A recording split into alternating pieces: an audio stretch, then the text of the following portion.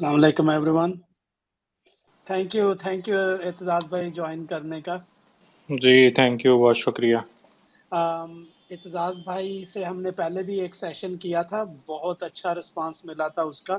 हमने एक्सप्लोरेशन पे किया था, एक्सप्लोरेशन एंड प्रोडक्शन। तो एतजाज़ भाई से रिक्वेस्ट की थी कि बैंकिंग सेक्टर भी काफ़ी लाइमलाइट में है राइट नाउ, ऑल्दो परफॉर्म तो नहीं कर रहा, उसकी रीज़न्स एतजाज़ भाई से पूछेंगे। बट स्टिल उस पे काफ़ी क्वेश्चन आते हैं इस सेक्टर पे। तो अभी हम डिस्कस करेंगे बैंकिंग सेक्टर को, अगले हफ्ते हम डिस्कस करेंगे फर्टिलाइज़र को और उसके बाद ट्राई कर रहे हैं कि अगर फार्मा का अरेंज हो जाए session and will let you know. और जैसा कि मैंने लास्ट टाइम रिक्वेस्ट किया था, प्लीज़ जब मर्ज़ी आप ट्वीट करें, उसमें आस्क सरमाया का हैशटैग यूज़ कर लें। हम उसमें या सरमाया की टीम उसमें कंपाइल कर लिया करेंगे सारे क्वेश्चंस और ड्यूरिंग द सेशन अगर आपको माइक नहीं भी मिल सका due to any reasons time, तो फिर हम वो क्वेश्चन पूछ लिया करेंगे डायरेक्टली अपने स्पीकर से। तो एतजाज भाई आप शुरू करें सेशन आज का, प्लीज गो अहेड। हाँ, ओके। जी, बहुत शुक्रिया इनवाइट करने के लिए। तो जिस तरह का फॉर्मेट मैं समझा हूँ कि जो लिसनर्स हैं उनको थोड़ा सा ब्रीफ भी करना होता है कि सेक्टर काम किस तरह से करता है, थोड़ा सा एजुकेट करना होता है। तो मैं स्टार्ट में थोड़ा सा उस पर टाइम लूँगा, फिर जैसे जैसे आप सवाल पूछते जाएंगे तो डिस्कशन थोड़ी सी वाइडन होती जाएगी। तो जो बैंकिंग सेक्टर है, सिंपली स्पीकिंग बैंक्स का काम जो है वो यही है कि वो डिपॉजिट्स लें। ये तो हम सबको पता होगा कि डिपॉजिट टेकिंग इंस्टीट्यूशन है। हम सब अकाउंट खुलवाते हैं, उधर जाके अपने पैसे डालते हैं। तो इनका काम यही है कि डिपॉजिट कलेक्ट करें। डिपॉजिट कलेक्ट करके they have different avenues to invest in. Broadly speaking दो एवेन्यूज़ के अंदर इन्वेस्ट करते हैं। एक साइड एडवांसेस की है, दूसरी साइड इन्वेस्टमेंट्स की, ब्रॉडली मेजरली। तो जो आपके मेजरली बैंक्स हैं वो ज़्यादा टिल्ट हुए हुए हैं इन्वेस्टमेंट्स की तरफ रादर देन टूवर्ड्स एडवांसेस। तो होता ही है कि आपसे डिपॉजिट लेते हैं, डिपॉजिट लेके कहीं पे इन्वेस्ट करते हैं और बीच का जो स्प्रेड है वो उनके पैसे बन रहे होते हैं रिटर्न में जाके। रिटर्न में जाके जो है प्रॉफिटेबिलिटी में ऐड हो रहे होते हैं। तो आपका सेक्टर जो है ब्रॉडली तो इस तरह से बना हुआ है। अब छोटे छोटे थोड़ा थोड़ा सा डिस्कशन कर लेते हैं ईच कंपोनेंट की तरफ कि डिपॉजिट्स किस तरह के होते हैं, कैसे कलेक्ट होते हैं, एक्सेट्रा।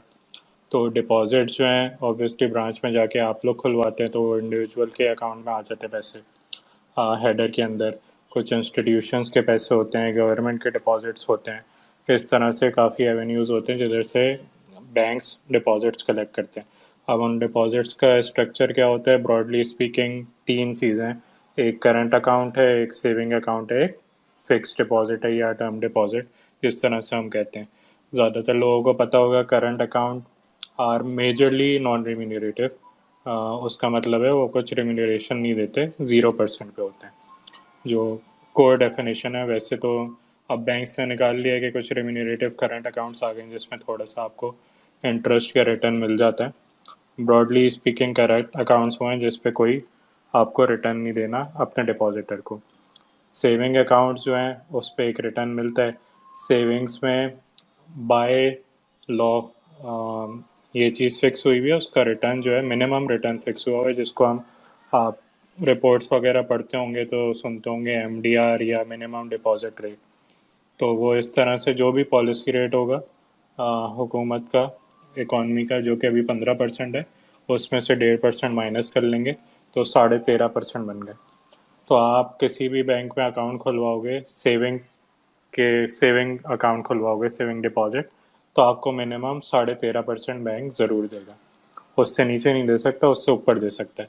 या उसको सेविंग डिपॉजिट की तरह नेम ना करे, किसी और किस्म के डिपॉजिट की तरह उसको बंडल अप कर दे, मार्जिन डिपॉजिट नाम रख दे, लेकिन सेविंग अकाउंट खुलेगा तो उस पर मिनिमम 13.5% होगा। और जैसे ही रेट चेंज होगा, 15 से 16 हो गया तो ये मिनिमम रेट 13.5 से 14.5 हो जाएगा। तो ये मिनिमम रेट ऑफर होता है। कुछ बैंक जो है ज़्यादा स्पेशल रेट भी दे देते हैं डिपॉजिटर्स को। बड़े डिपॉजिटर्स हो उनको अच्छा रेट मिल जाता है, बड़े इंस्टीट्यूशंस हो उनको अच्छा रेट मिल जाता है। अच्छा, तीसरा जो अकाउंट होता है तो हमने ये देख लिया कि एक रिम्यूनरेटिव है, एक नॉन रिम्यूनरेटिव है। ब्रॉडली स्पीकिंग तीसरा अकाउंट जो है वो टर्म डिपॉजिट है, फिक्स डिपॉजिट। तो नाम से समझ आ रहा है कि एक टर्म के लिए फिक्स हो जाते हैं पैसे आपके, तो आप उसको विड्रॉ नहीं कर सकते। बाकी जो दो अकाउंट्स हैं वो चेकिंग अकाउंट्स हैं, कभी भी जाके आप पैसे ले सकते हो बैंक से एक चेक के नोटिस पे। दूसरे अकाउंट जो हैं वो एक फिक्स, तो उसमें मेच्योरिटी रिस्क आ जाता है, तो आपको रिटर्न जनरली बेहतर मिलता है कि आप अभी जाके 1 साल का फिक्स डिपॉजिट ले लेंगे, तो अगर सेविंग अकाउंट पे 13.5% मिल रहा है, तो शायद आपको बैंक 15% पे फिक्स कर दे पूरे साल। 10 साल का फिक्स करवा लेंगे तो इससे अच्छा रिटर्न मिल जाएगा। तो ये ब्रॉडली स्पीकिंग तीन वो चीज़ें। तो इसको सुन के हमें तो ये समझ में आया कि ज़्यादा बेहतर ये है कि करंट अकाउंट्स हों। सही है, क्योंकि 0% पे तो कोई भी बैंक है वो इन्वेस्ट कर रही है, एडवांस दे रहा है, वो तो उसी रेट पे देगा। फॉर एग्जांपल आप लोन लेने जाते हैं, तो अगर वो 15% पे ही लोन दे रहा है, या 17% पे दे रहा है, या 13% पे दे रहा है, करंट अकाउंट उससे 0% पे मिला हुआ है, तो उसका स्प्रेड बढ़ जाता है। तो हमने एक चीज़ जो देखनी होती है बैंक्स में, वो डिपॉजिट की कॉम्पोजिशन देखनी होती है कि वो किस तरह की कॉम्पोजिशन है। जो करंट अकाउंट की तरफ ज़्यादा टिल्टेड है वो ज़्यादा अच्छा स्प्रेड बनाएगा बैंक। जिसके पास टीडीआर ज़्यादा है, जिस तरह से मैंने एक्सप्लेन किया कि टीडीआर पे सिंस मेच्योरिटी रिस्क होता है, आप ऐसे जाके पैसे नहीं निकलवा सकते, तो डिपॉजिटर को आप ज़्यादा अच्छा रिटर्न देते हो। लेकिन ये बिल्कुल ही थ्योरेटिकल है, लेकिन कभी कभार आपको टीडीआर पे फ़ायदा भी हो जाता है। फॉर एग्जांपल आपने अभी टीडीआर फिक्स करवा लिया बैंक ने बहुत सारे डिपॉजिटर से, कि यार आप 15% पे फिक्स कर दें अगले 5 साल, और इधर से रेट हो जाते हैं 18%, अज्यूम कर लेते हैं। तो 18% रेट हो जाते हैं तो बैंक को फ़ायदा हो गया, क्योंकि उसके जो डिपॉजिटर को देना है, जो 5 साल के लिए पैसे भी नहीं निकलेंगे और रेट भी फिक्स रहेगा 15% पे। लेकिन मेरे पैसे अब जो लग रहे होंगे, एडवांसेस जो जा रहे होंगे, इन्वेस्टमेंट जो हो रही होंगी बैंक की, वो 18% के हिसाब से पैग होके हो रही होंगी। तो कभी कभार फ़ायदा भी हो जाता है, लेकिन ज़्यादा अच्छा बैंक सेटर पैरेबस थ्योरेटिकली स्पीकिंग वो है जिसके पास करंट अकाउंट पोर्शन ज़्यादा है। एक और एंगल से जो इसको देखा जा सकता है वो improvement in zero cost deposits या करंट अकाउंट देखा जा सकता है। किसी बैंक का अगर रेशो ऑलरेडी 50% के करीब करंट अकाउंट्स आ चुके हैं उसके पास, तो आप उस पर व्यू ये लोगे कि यार इतने तो आ रहे हैं, और आप अज्यूम ये कर रहे हो कि ये चीज़ प्राइस इन हो चुकी है स्टॉक प्राइस के अंदर, तो 50% से उसको 60% करना काफ़ी मुश्किल है, कंपेयर टू कोई और ऐसा है बैंक हो जिसके 30% करंट अकाउंट्स हो।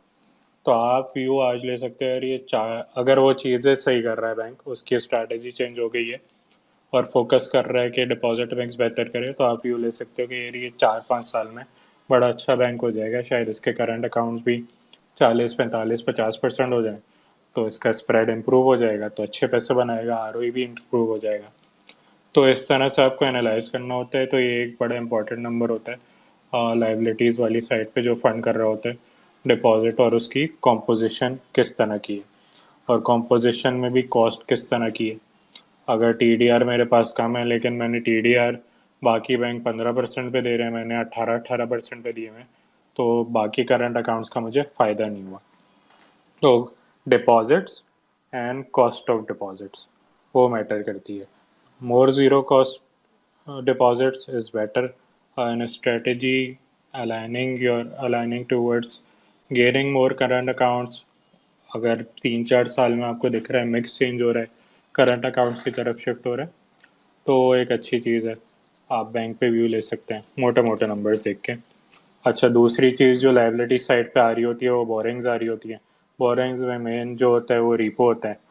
हुकूमत पाकिस्तान दे देती है इनको पैसे, उसका रीज़न हम अगर बहुत ही डिटेल डिस्कशन करेंगे तो बात आगे चली जाएगी कि स्टेट बैंक लैंडिंग नहीं कर सकता गवर्नमेंट को, तो स्टेट बैंक कमर्शियल बैंक्स को पैसे देता है और कमर्शियल बैंक्स उठा के उसके टी बिल ले लेते हैं, तो एक स्प्रेड बना लेते हैं कि पैसे मिले और उसको आगे इन्वेस्ट कर दिया टी बिल्स के अंदर। अच्छा, इन्वेस्ट कहाँ पे होते हैं, हम आप एसेट वाली साइड पे आते हैं कि डिपॉजिट तो गेन कर लिए जो कोर फंक्शन है, उसमें आप देख सकते हैं ब्रांचेस कितनी लगा रहे हैं बैंक, किस तरह से शेयर इम्प्रूव हो रहा है 3-4-5 साल में, तो आपको फोकस पता चल जाएगा ग्रोथ आ रही है डिपॉजिट्स में नहीं आ रही है। किसी का शेयर कम हो रहा है ओवरऑल डिपॉजिट से, तो आपको दिख रहा है कि ये बैंक कुछ गलत कर रहा हो शायद, कि इसका शेयर कम हो रहा है, और एक रिस्क है कि अच्छा, एक चीज़ और मिक्स को साथ में आप देखेंगे कि क्योंकि अगर आपने करंट अकाउंट्स बढ़ाने तो शायद आपको ग्रोथ पे कॉम्प्रोमाइज़ करना पड़े।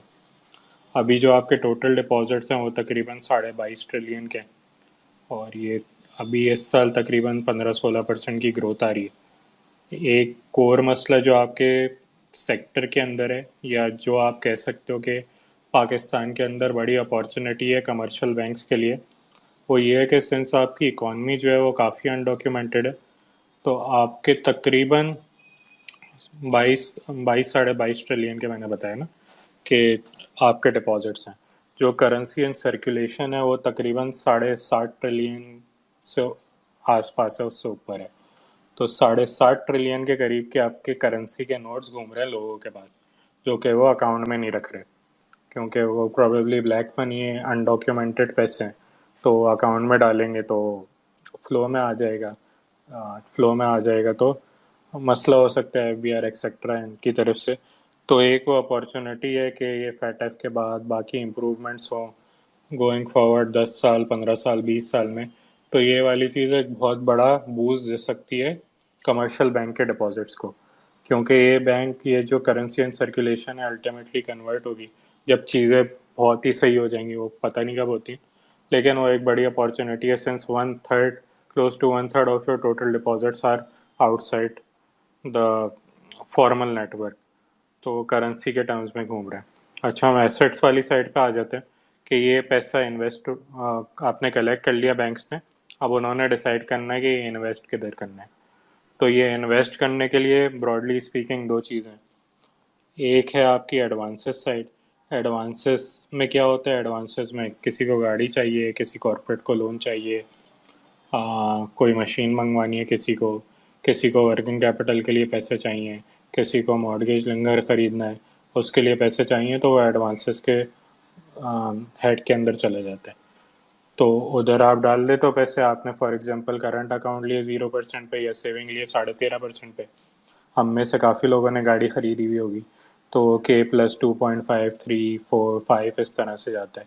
तो काइबोर इज़ क्लोज टू 16%, तो आपको K+3 पे मिल रही है गाड़ी, तो समझ लें 19% के करीब पे मिल रही है।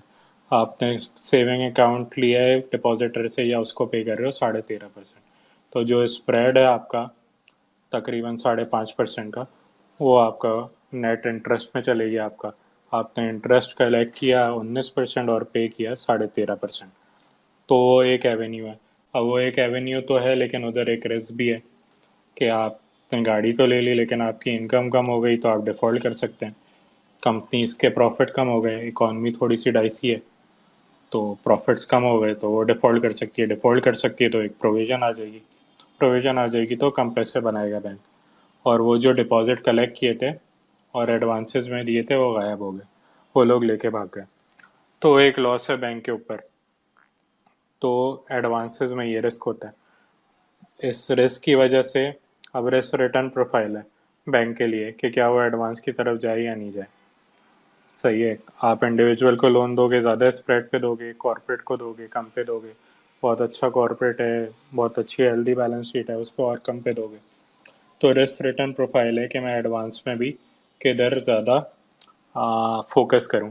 तो जो इंडिविजुअल है, जैसे हमें भी पता है इंडिविजुअल डिपॉजिट जिस बैंक के ज़्यादा होंगे वो थोड़ा सा रिस्की होना चाहिए, क्योंकि डिफ़ॉल्ट के चांसेस रिलेटिवली ज़्यादा होंगे क्रेडिट कार्ड्स के ऊपर, गाड़ियों के ऊपर। गाड़ियों में आप एसेट तो कलेक्ट कर लोगे, क्योंकि आप इधर तो पैसे बढ़ते रहते हैं गाड़ियों के, तो इतना बड़ा रिस्क नहीं है वो। फोरक्लोजर लॉस भी आ गए हैं, लेकिन इस तरह से आप एनालाइज करोगे, साथ में आप देख लोगे कि कितना रिटर्न मिल रहा है आपको उस बैंक को। तो जिसका रिटर्न ज़्यादा है तो आप अज्यूम ये कर सकते हो कि उधर रिस्क भी ज़्यादा होगा, क्योंकि आप किसी अच्छे कॉर्पोरेट को दे रहे हो अगर, तो आप K+0.5 पे दे रहे हो फॉर एग्जांपल, तो किसी की बैलेंस शीट वीक होगी, कुछ बैंक्स तो मना कर देंगे उसको लैंड करने से।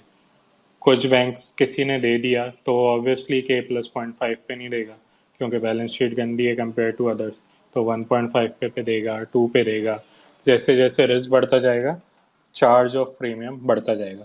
तो कोई एडवांसेस पे ज़्यादा पैसे बना रहा है, आपको इनकम स्टेटमेंट देख के पता चल रहा है रिटर्न निकाल के, तो वो रिस्क भी ज़्यादा कैरी कर रहा है। इकॉनमी अगर बहुत बुरी हो गई, डिफ़ॉल्ट्स आने स्टार्ट हो गए, तो कंपनीज डिफ़ॉल्ट कर गई, तो उधर रिस्क का एलिमेंट भी बढ़ जाता है। तो ब्रॉडली स्पीकिंग आपने पहले एडीआर देखना है कि एडवांसेस टू डिपॉजिट रेशो कैसा है। किसी बैंक का जो फॉर एग्जांपल यूबीएल है 40% से कम है, तो मैं अज्यूम करूँगा कि इसने बड़ा पिक एंड चूज़ करके एडवांसेस बांटे हैं, हर किसी को नहीं दे दिए, बहुत ही चूज ही रहे इन डिस्ट्रीब्यूटिंग एडवांसेस, तभी इतना एडीआर कम है। क्योंकि इन्वेस्टमेंट्स की अपॉर्चुनिटी तो हर बैंक के पास है ना, सबको टी बिल पीआईबी पे वही रिटर्न मिल रहा है।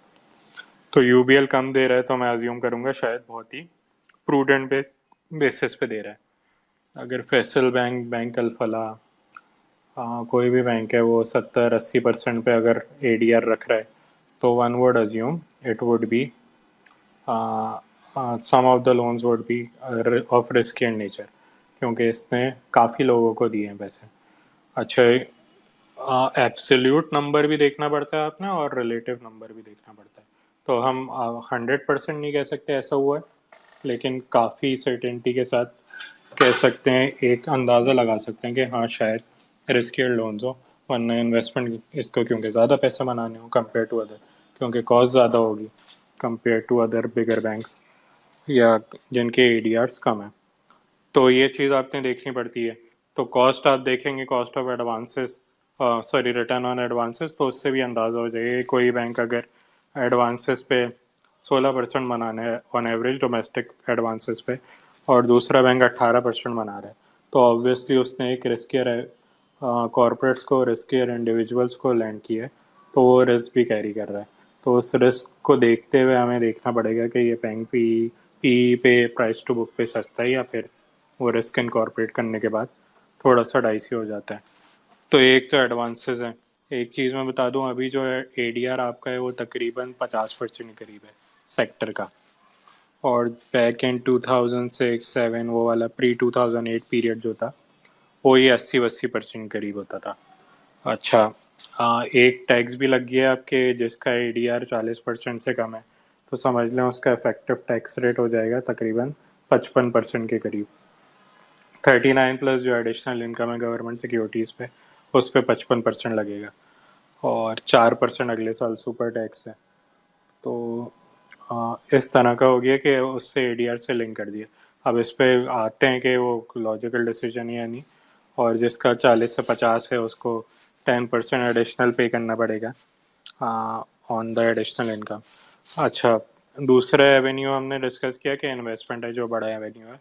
इन्वेस्टमेंट्स में आपकी मेजरली होती हैं गवर्नमेंट सिक्योरिटीज़ ही, पीआईबी, टी बिल्स, फिर आपके टीएफसीज आ जाते हैं कॉरपोरेट्स के, कुछ ओवरसीज़ बॉन्ड्स हैं, जैसे पाकिस्तान ने यूरो बॉन्ड इशू किया हुआ है, वो भी ले सकते हैं आप, किसी और कंट्री का बॉन्ड है वो भी ले सकते हैं। तो इस तरह की चीज़ें आती हैं इन्वेस्टमेंट्स वाली साइड के ऊपर। अब इन्वेस्टमेंट में ऑब्वियसली अगर आप पीआईबी टी बिल में जा रहे हो, तो आप रिस्क कम कैरी कर रहे हो, तो रिस्क कम कैरी कर रहे हो तो थ्योरेटिकली आपका रिटर्न भी कम होना चाहिए। तो अभी जो है ये रिटर्न्स थोड़े से एलिवेट हो गए, क्योंकि थ्योरेटिकली तो ये समझ में आता है, लेकिन एक डिमांड सप्लाई के भी सिनेरियो है। अगर डिमांड ज़्यादा है गवर्नमेंट की तरफ से और सप्लाई लिमिटेड है, तो सप्लाई लिमिट तो रेट्स ऊपर जाएंगे। तो अभी जो शॉर्ट टर्म रेट्स है वो तो policy rate plus 60, 70, 80 basis point है। जो लॉन्ग टर्म रेट्स हैं 3 साल, 5 साल, 10 साल, 10 साल जैसे कि 13% करीब है, तो पॉलिसी रेट -2% के अराउंड ट्रेड कर रहा है, क्योंकि लॉन्ग टर्म रेट्स लोगों को कम लग रहे हैं। अब ये जो टैक्स लगा है ये थोड़ा सा इलॉजिकल इस परस्पेक्टिव से लगता है कि अगर बैंक्स एडवांसेस बांटना स्टार्ट कर दें, तो गवर्नमेंट की जो फिजिकल डिमांड आएंगी फिजिकल डेफिसिट को पूरा करने के लिए, तो वो कैसे फुलफ़िल होंगी।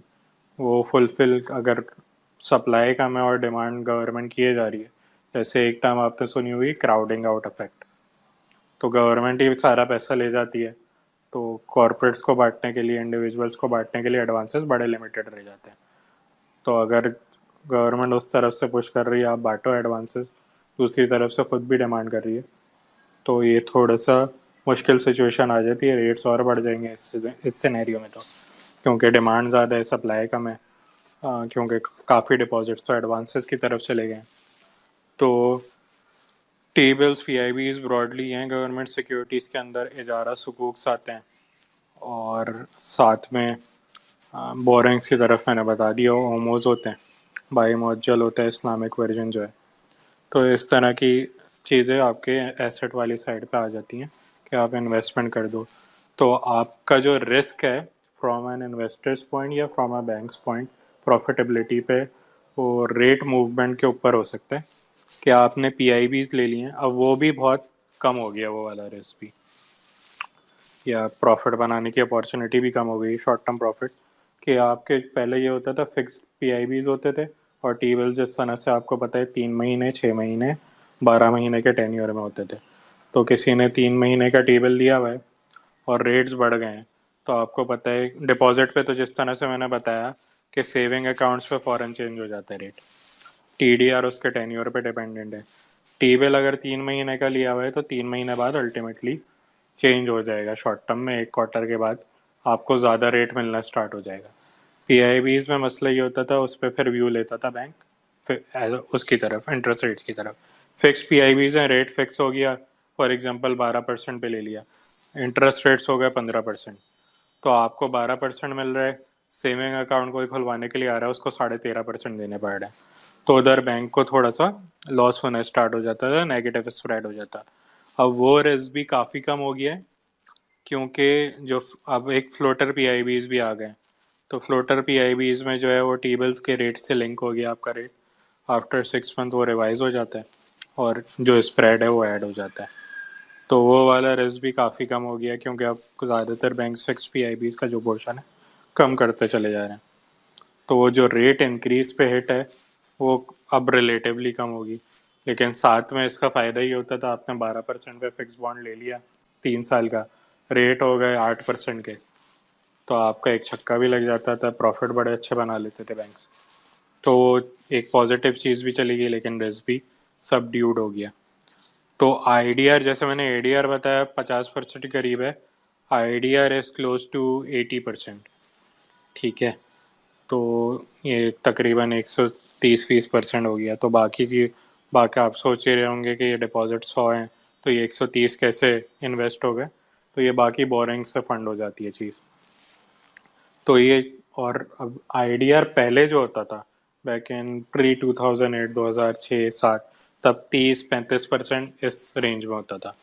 और उस वक्त जो पीआईबी के पीआईबी, हाँ पीआईबी के भी और टी बिल्स के रेट जो होते थे वो पॉलिसी रेट या डिस्काउंट रेट से कम हुआ करते थे। तो जो अभी मैंने चीज़ बताई कि ये इस तरह से कि गवर्नमेंट डिमांड ज़्यादा करेगी, तो बैंक्स को दिखेगा कि बगैर रिस्क के हमारा स्प्रेड अच्छा बन रहा है, तो ऑब्वियसली वो पीआईबी टी बिल में इन्वेस्ट कर देंगे। क्योंकि ये चीज़ जैसे कि 2000 प्री 2008, जब बैंक्स डिमांड जब गवर्नमेंट डिमांड नहीं करती थी पैसे, क्योंकि उनका जो फिजिकल डेफिसिट था वो फॉरेन ऑपरेशन से, फॉरेन मनी से फुलफिल हो जाता था, एफडीआई आ जाती थी, बाहर से बोरिंग आ जाती थी, उससे आपका जो फिजिकल डेफिसिट है वो पूरा हो जाता था। तो जो डोमेस्टिक बैंक्स हैं उससे गवर्नमेंट जाके पैसे ही नहीं मांगती थी कि हमें पैसे चाहिए बहुत सारे, फिजिकल डेफिसिट एब्सोल्यूट टर्म्स में तो कम होता था कि हमें पैसे चाहिए आप फिल, तो गवर्नमेंट की बोरिंग रिक्वायरमेंट्स कम होती थी, सप्लाई ऑब्वियसली, डिपॉजिट्स तो अच्छी होते थे उस टाइम पे भी, ग्रोथ अच्छी थी, तो मजबूरन बैंक्स एडवांसेस बांटते थे स्प्रेड बनाने के लिए। अब वो चीज़ रिवर्स हो गई है, अब गवर्नमेंट इतना डिमांड कर लेती है, क्योंकि बाहर से एफडीआई इतनी नहीं आ रही, बोरिंग करना आपको भी पता है कितना मुश्किल हो गया है ग्लोबली। आपके रोल ओवर्स ही सही से हो जाएं तो गनीमत है। तो अब आपको डोमेस्टिक ऑपरेशंस की तरफ जाना पड़ता है, डोमेस्टिक कमर्शियल बैंक्स की तरफ, कि आप ये फुलफिल कर दें जो भी गैप है हमारे फिजिकल डेफिसिट का। तो गवर्नमेंट डिमांड कर रही है, डिपॉजिट ग्रोथ तो वैसी है, तो वैसी है, तो फिर सप्लाई लिमिटेड है। तो बैंक्स, कमर्शियल बैंक्स के बाद दो ऑप्शन हैं, या तो एडवांसेस की तरफ जाऊं या इन्वेस्टमेंट्स की तरफ, पीआईबी टी बिल्स मेजरली। तो उधर मुझे दिख रहा है कोई रिस्क नहीं है, स्प्रेड भी अच्छा बन रहा है मेरा, 70-80 बेसिस पॉइंट ऊपर अगर मैंने गवर्नमेंट को लैंड कर दिया, 1.5% नीचे मैंने डिपॉजिट लिया है, तो 2-2.5% का नेट स्प्रेड ऐसे ही बना दिया मैंने सेविंग डिपॉजिट पे ही। करंट ला रहा हूँ तो मेरा बन गया अब 15.5-16% का स्प्रेड। तो मेरे पास as a commercial bank motivation इतनी नहीं है, मैं फालतू में रिस्क क्यों लूँ। तो ये इस तरह से ये चीज़ वर्क करती है कि आईडीआर आपका 30% से उठ के 80% हो गया, एडीआर जो 80% था वो 50% पे आ गया। तो इन्वेस्टमेंट्स में मेजरली बहुत इन डेप्थ देखने की चीज़ नहीं होती, बस फिक्स भी है। सिंस अभी आपको दिख रहा है कि रेट शायद पीक कर गए हैं, मुश्किल है इधर से बढ़ाएं क्योंकि उसका इफेक्ट बड़ा कम होना है रेट इंक्रीज करने का। ग्रोथ वैसे ही बहुत स्लो डाउन हो गई है, तो इधर से रेट गिर सकते हैं 1 साल 1.5 साल के बाद। तो रेट गिरेंगे तो जिसके पास फिक्स पीआई भी है उसके उसके पैसे थोड़े से बन जाएंगे, लेकिन फिक्स पीआई भी सब कम लोगों के पास रहे हैं। तो actually your interest rate sensitivity is your fix PIB minus your current account, जितना गैप है उसका। तो इस तरह से निकल रहा होता है ये। रेट इंक्रीज में करंट अकाउंट जिसके पास ज़्यादा है उसका फ़ायदा होगा। क्यों फ़ायदा होगा? क्योंकि रेट इंक्रीज हो रहा है तो करंट अकाउंट पे पहले भी ज़ीरो था, अभी भी ज़ीरो होगा। ठीक है। सेविंग अकाउंट किसी के पास कम है तो उसको फ़ायदा ही है कि दूसरों को तो सेविंग अकाउंट पे रेट बढ़ जाता है, आपके पास प्रोपोर्शन कम है तो आपको उतना रेट बढ़ाना नहीं पड़ेगा। तो मोटी मोटी चीज़ें आपने जब बैलेंस शीट खोलें या इनकम स्टेटमेंट खोलें तो ये देखना होगा कि डिपॉजिट कितना है, उस वो 4-5 साल में किस तरह से चेंज हुआ है, डिपॉजिट मिक्स किस तरह से चेंज हुआ है, इन्वेस्टमेंट्स के एसेट साइड के अंदर एडवांसेस कितने बांटे में, ठीक है, और इन्वेस्टमेंट्स का प्रोपोर्शन कितना है, और साथ में एनपीएल्स कितने ऑलरेडी हो चुके हैं और हिस्ट्री क्या रही है एनपीएल्स की। एनपीएल्स होते हैं नॉन परफॉर्मिंग लोन्स के कितने, फॉर एग्जांपल 100 बिलियन के एडवांसेस हैं और 8 बिलियन के एनपीएल्स हैं, तो 8% के करीब है, जो कि थोड़ा सा ज़्यादा है। आपके जो सेक्टर है उसके हिसाब से बोल रहा हूँ, या गोइंग फॉरवर्ड किसी को नहीं पता कि किस तरह से होगा, लेकिन आप एक कैलकुलेटेड गैस ले सकते हो कि आगे जाके चीज़ें ख़राब होती हैं तो किस तरह से पैन आउट करेंगी। तो आपने करंट अकाउंट देख लिया तो आप एक लगभग अंदाज़ा लगा सकते हो अर्निंग्स कितनी होंगी क्वार्टर की अर्निंग्स देख के। अच्छा, फ़ी इनकम एक मेजर पोर्शन होता है। सही है, फ़ी इनकम में आपके रेमिटेंस ऑपरेशंस हैं, रेमिटेंस आप लेके आ रहे हो, उस पे फीस चार्ज कर रहे हो। कुछ बैंक्स की ट्रेड इनकम बहुत सिग्निफिकेंट है, एचएमबी, बैंक अल-अबीब, एलसीज खुल रही हैं, ट्रेड्स के ऊपर आपके पैसे बन रहे हैं, वो उधर आ रहे होते हैं। एटीएम कार्ड्स इशू हो रहे हैं, क्रेडिट कार्ड्स इशू हो रहे हैं, उनकी इनकम है। इस टाइप की चीज़ें आपकी फ़ी इनकम का पार्ट होती हैं, जो मेजर पोर्शन होता है आपकी इनकम का। फिर एक मेजर पोर्शन आजकल जो बन गया है जिस पे इंक्वायरीज भी खुल गई थी, वो एफएक्स इनकम है। मेजर तो नहीं कहूँगा पर मुनासिब, मतलब 5% 10% ऑफ योर अर्निंग्स कंट्रीब्यूट कर देता है। वो किस तरह के वॉलेटिलिटी ज़्यादा होती है तो आप ज़्यादा पैसे बना लेते हो, स्प्रेड्स अच्छे चार्ज कर लेते हो, फीस अच्छी चार्ज कर लेते हो आप डॉलर्स प्रोवाइड करने की, तो एफएक्स इनकम ही है। अच्छा, इनकम स्टेटमेंट पे आ गया, फिर आपको एडमिन कॉस्ट ज़रूर देखनी है कि वो किस तरह से ग्रो कर रही है। एडमिन कॉस्ट और एक रेशो होता है कॉस्ट टू इनकम रेशो। आपकी कॉस्ट कितनी है वो आपने निकाल लिया, डिवाइड कर दिया इनकम से। इनकम आपकी है नेट इंटरेस्ट इनकम और नॉन मार्कअप इनकम जो है, उन दोनों को सम करके। तो कॉस्ट टू इनकम रेशो अगर बढ़ रहा है तो बुरी बात है, कंट्रोल में आ रहा है तो अच्छी बात है। एडमिन कॉस्ट का एब्सोल्यूट इंक्रीज कैसा आ रहा है परसेंटेज टर्म में कंपेयर टू अदर बैंक्स, बहुत तेज़ी से बढ़ रही है, तो आपको अंदाज़ा हो जाना चाहिए कि 2-3 साल शायद अगर ये बढ़ती रहेगी तो अर्निंग्स थोड़ी सी सबड्यूड रहेंगी, क्योंकि जो इनकम आएगी वो काफ़ी हद तक एडमिन कॉस्ट उसको गल्प कर लेगी। तो ये चीज़ एक देखने वाली होती है। लेकिन एडमिन कॉस्ट बढ़ रही है तो एक अच्छी बात ये होती है कि एडमिन कॉस्ट बढ़ रही है तो ब्रांचेस लग रही होंगी, एम्प्लॉयज़ हायर हो रहे होंगे, तो 2 साल तक तो आपको थोड़ी सी तकलीफ देगी, लेकिन उसके बाद शायद डिपॉजिट ग्रोथ अच्छी आए, डिपॉजिट मिक्स अच्छा चेंज हो, फी इनकम अच्छी बने। तो एक ये चीज़ भी आपने थोड़ी सी देखनी होती है। सिंस अभी डिविडेंड्स बहुत अच्छे देते हैं बैंक्स, क्योंकि पैसे अच्छे बन रहे हैं तो डिविडेंड्स भी अच्छे बांट रहे हैं, तो इन्वेस्टर ज़्यादातर जो है सिंस परफॉर्मेंस उस तरफ से इतनी अच्छी नहीं आ रही तो डिविडेंड यील्ड पे देख रहे होते हैं। अब डिविडेंड सस्टेनेबिलिटी आपको चेक करनी है तो एक रेशो होता है कैपिटल एडिक्वेसी रेशो। कुछ रिक्वायरमेंट्स हैं उसकी, अभी 11.5% की भी है टोटल कार की रिक्वायरमेंट, वैसे ये 12.5% हो जाएगी। कोविड की कोविड के टाइम पे की थी, अभी तक चला रहे हैं लेकिन जल्दी वो चेंज कर देंगे। तो 12.5% है। तो जितना कार ज़्यादा है उतना कैपिटल कुशन ज़्यादा है बैंक के पास। तो कैपिटल कुशन जितना ज़्यादा होगा उतना अच्छा डिविडेंड बांट सकता है, उतना सस्टेनेबली बांट सकता है। तो जिसका कम होगा कार, वो थोड़ा सा फंसेगा। तो वो नंबर ज़रूर देख लिया करें। जैसे अच्छे कार्स वाले बैंक्स हैं, एमसीबी है, यूबीएल है, मीज़ान बैंक का अच्छा कार है। थोड़े से मुश्किल साइड पे या मुश्किल साइड पे कहें या थोड़ा सा मसला हो सकता है जिनमें को अगर अर्निंग्स बहुत अच्छे से ग्रो नहीं की, वो अगले साल लग रहा है कि नॉर्मलाइज हो जाएंगे कार्ड। पर बैंक लबीब है, बैंक फला हो सकता है उसमें, जो 14 15 13 to 15% वाली रेंज में। वो एच बैंक है। तो वो नंबर भी ज़रा से देखने वाला होता है कि क्या कार कितना है to gauge the sustainability of dividends going forward. तो ये ब्रीफ सा आउटलुक आउटलुक तो नहीं है कि बैंक्स को किस तरह से क्या क्या चीज़ें एक नॉर्मल इन्वेस्टर को देखनी चाहिए before investing in any bank. एक चीज़ बता दूं, एमडीआर की बात की थी तो इस्लामिक बैंक्स पे एमडीआर अप्लाई नहीं होता। तो जो मीज़ान बैंक है या फैसल बैंक अभी कन्वर्ट हो जाएगा, तो उस पर जो सेविंग रेट वाला रिक्वायरमेंट है वो अप्लाई नहीं होगी। तो वो एक उनको एज मिल जाता है, तो वो अपनी मर्ज़ी से डिपॉजिटर को रिटर्न दें। जितना अज्यूमिंग के वो ऑब्वियसली वो इस हिसाब से रखेंगे कि ग्रोथ भी आती रहे, मिक्स भी अच्छा बनता रहे, और तो रेट पे उनको थोड़ा सा एडवांटेज मिल सकता है compare to your conventional banks. तो ये एक ब्रीफ ब्रीफ सा समरी है कि किस तरह से बैंक्स काम करते हैं। थैंक यू इर्जाज भाई, आपने एक पूरा एक्सप्लेन कर दिया कि बैंकिंग सेक्टर किस तरह काम करता है, और अगर हम इन्वेस्ट करते हैं इसमें तो कौन-कौन सी चीज़ें हमें इसमें देखनी चाहिए। तो थैंक यू वेरी मच। एक मेरा पहला क्वेश्चन ये है कि जब मैं अभी देखता हूँ बैंक्स को, तो हम नॉर्मली देखते हैं बिग 4। हाँ। अभी मीज़ान बैंक टॉप पे है, कोई 200 बिलियन से ऊपर है। मीज़ान, उसके बाद एमसीबी, यूबीएल, हबीब बैंक। तो इसको आप किस तरह देखते हैं? कौन-सा 5वाँ बैंक है इनमें, या किन्होंने गेन किया है? अल्टीमेटली तो मीज़ान ने गेन किया हाँ। है। तो यहाँ इनके बारे में कोई व्यू है आपका?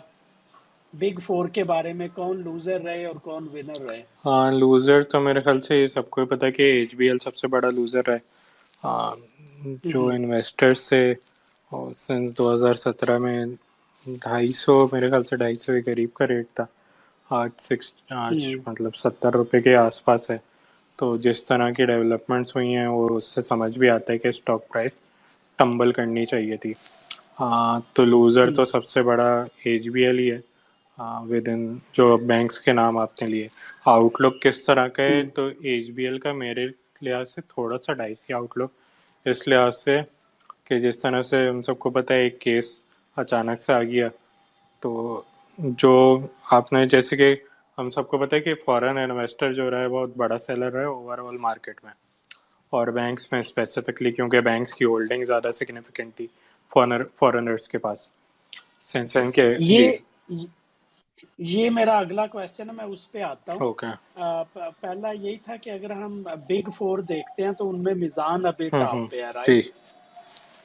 या अच्छा, एक क्वेश्चन है कि जब मैं इनका इन्वेस्टिंग पे देखता हूँ तो कुछ बैंक्स में मुझे वो शो करता है total debt to total capital. Hmm. उसमें उसमें कुछ बैंक्स का डेट शो करता है हम्म। और कुछ का बिल्कुल नहीं शो करता। तो वो डेट क्या होता है इनकी बुक्स पे? Total debt to total capital. अगर बैंक अल फलाह का देखूं 90% है, हबीब बैंक का 88% है, हम्म। लेकिन बाकी बैंक है, बैंक अल फलाह, नेशनल, हबीब मेट्रो, एमसीबी, इनका जीरो हम्म। आता है। कोई आइडिया है कि ये कौन सी एंट्री है इनकी? नहीं, ये मुझे भी चेक करना पड़ेगा क्योंकि बैंक को एनालाइज करते हुए ऐसा कोई रेशो निकलता नहीं है। तो लाइबिलिटी साइड पे अगर सही। डेट है तो वो बोरिंग करते हैं, जो कि मैंने बताया मेजरली जो है स्टेट बैंक से बोरिंग होती है ओपन मार्केट ऑपरेशंस के थ्रू, जो मेजर पोर्शन है। तो डेट उनका वही होता है। डिपॉजिट जो है वो आपका डेट नहीं है, वो आपको पे ऑफ तो करना है, लेकिन वो आपका जो डेफिनेशन है उसमें वो डेट के टर्म्स में फॉल नहीं होता। एक आपकी लायबिलिटी है ज़रूर कि आपको वो वापस करने हैं पैसे स्टेट बैंक को और उसको आपको डिपॉजिटर्स सही, को।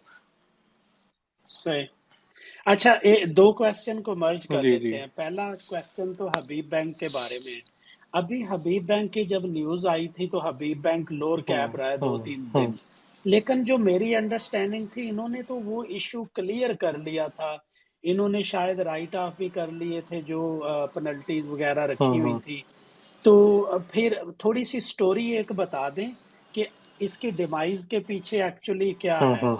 और उसके साथ ही फिर ये क्वेश्चन मर्ज कर लेते हैं कि अभी बैंक काफी नीचे हैं, काफी चीप है, एक्सट्रीमली हम्म। चीप है उनके स्टॉक्स वगैरह में भी।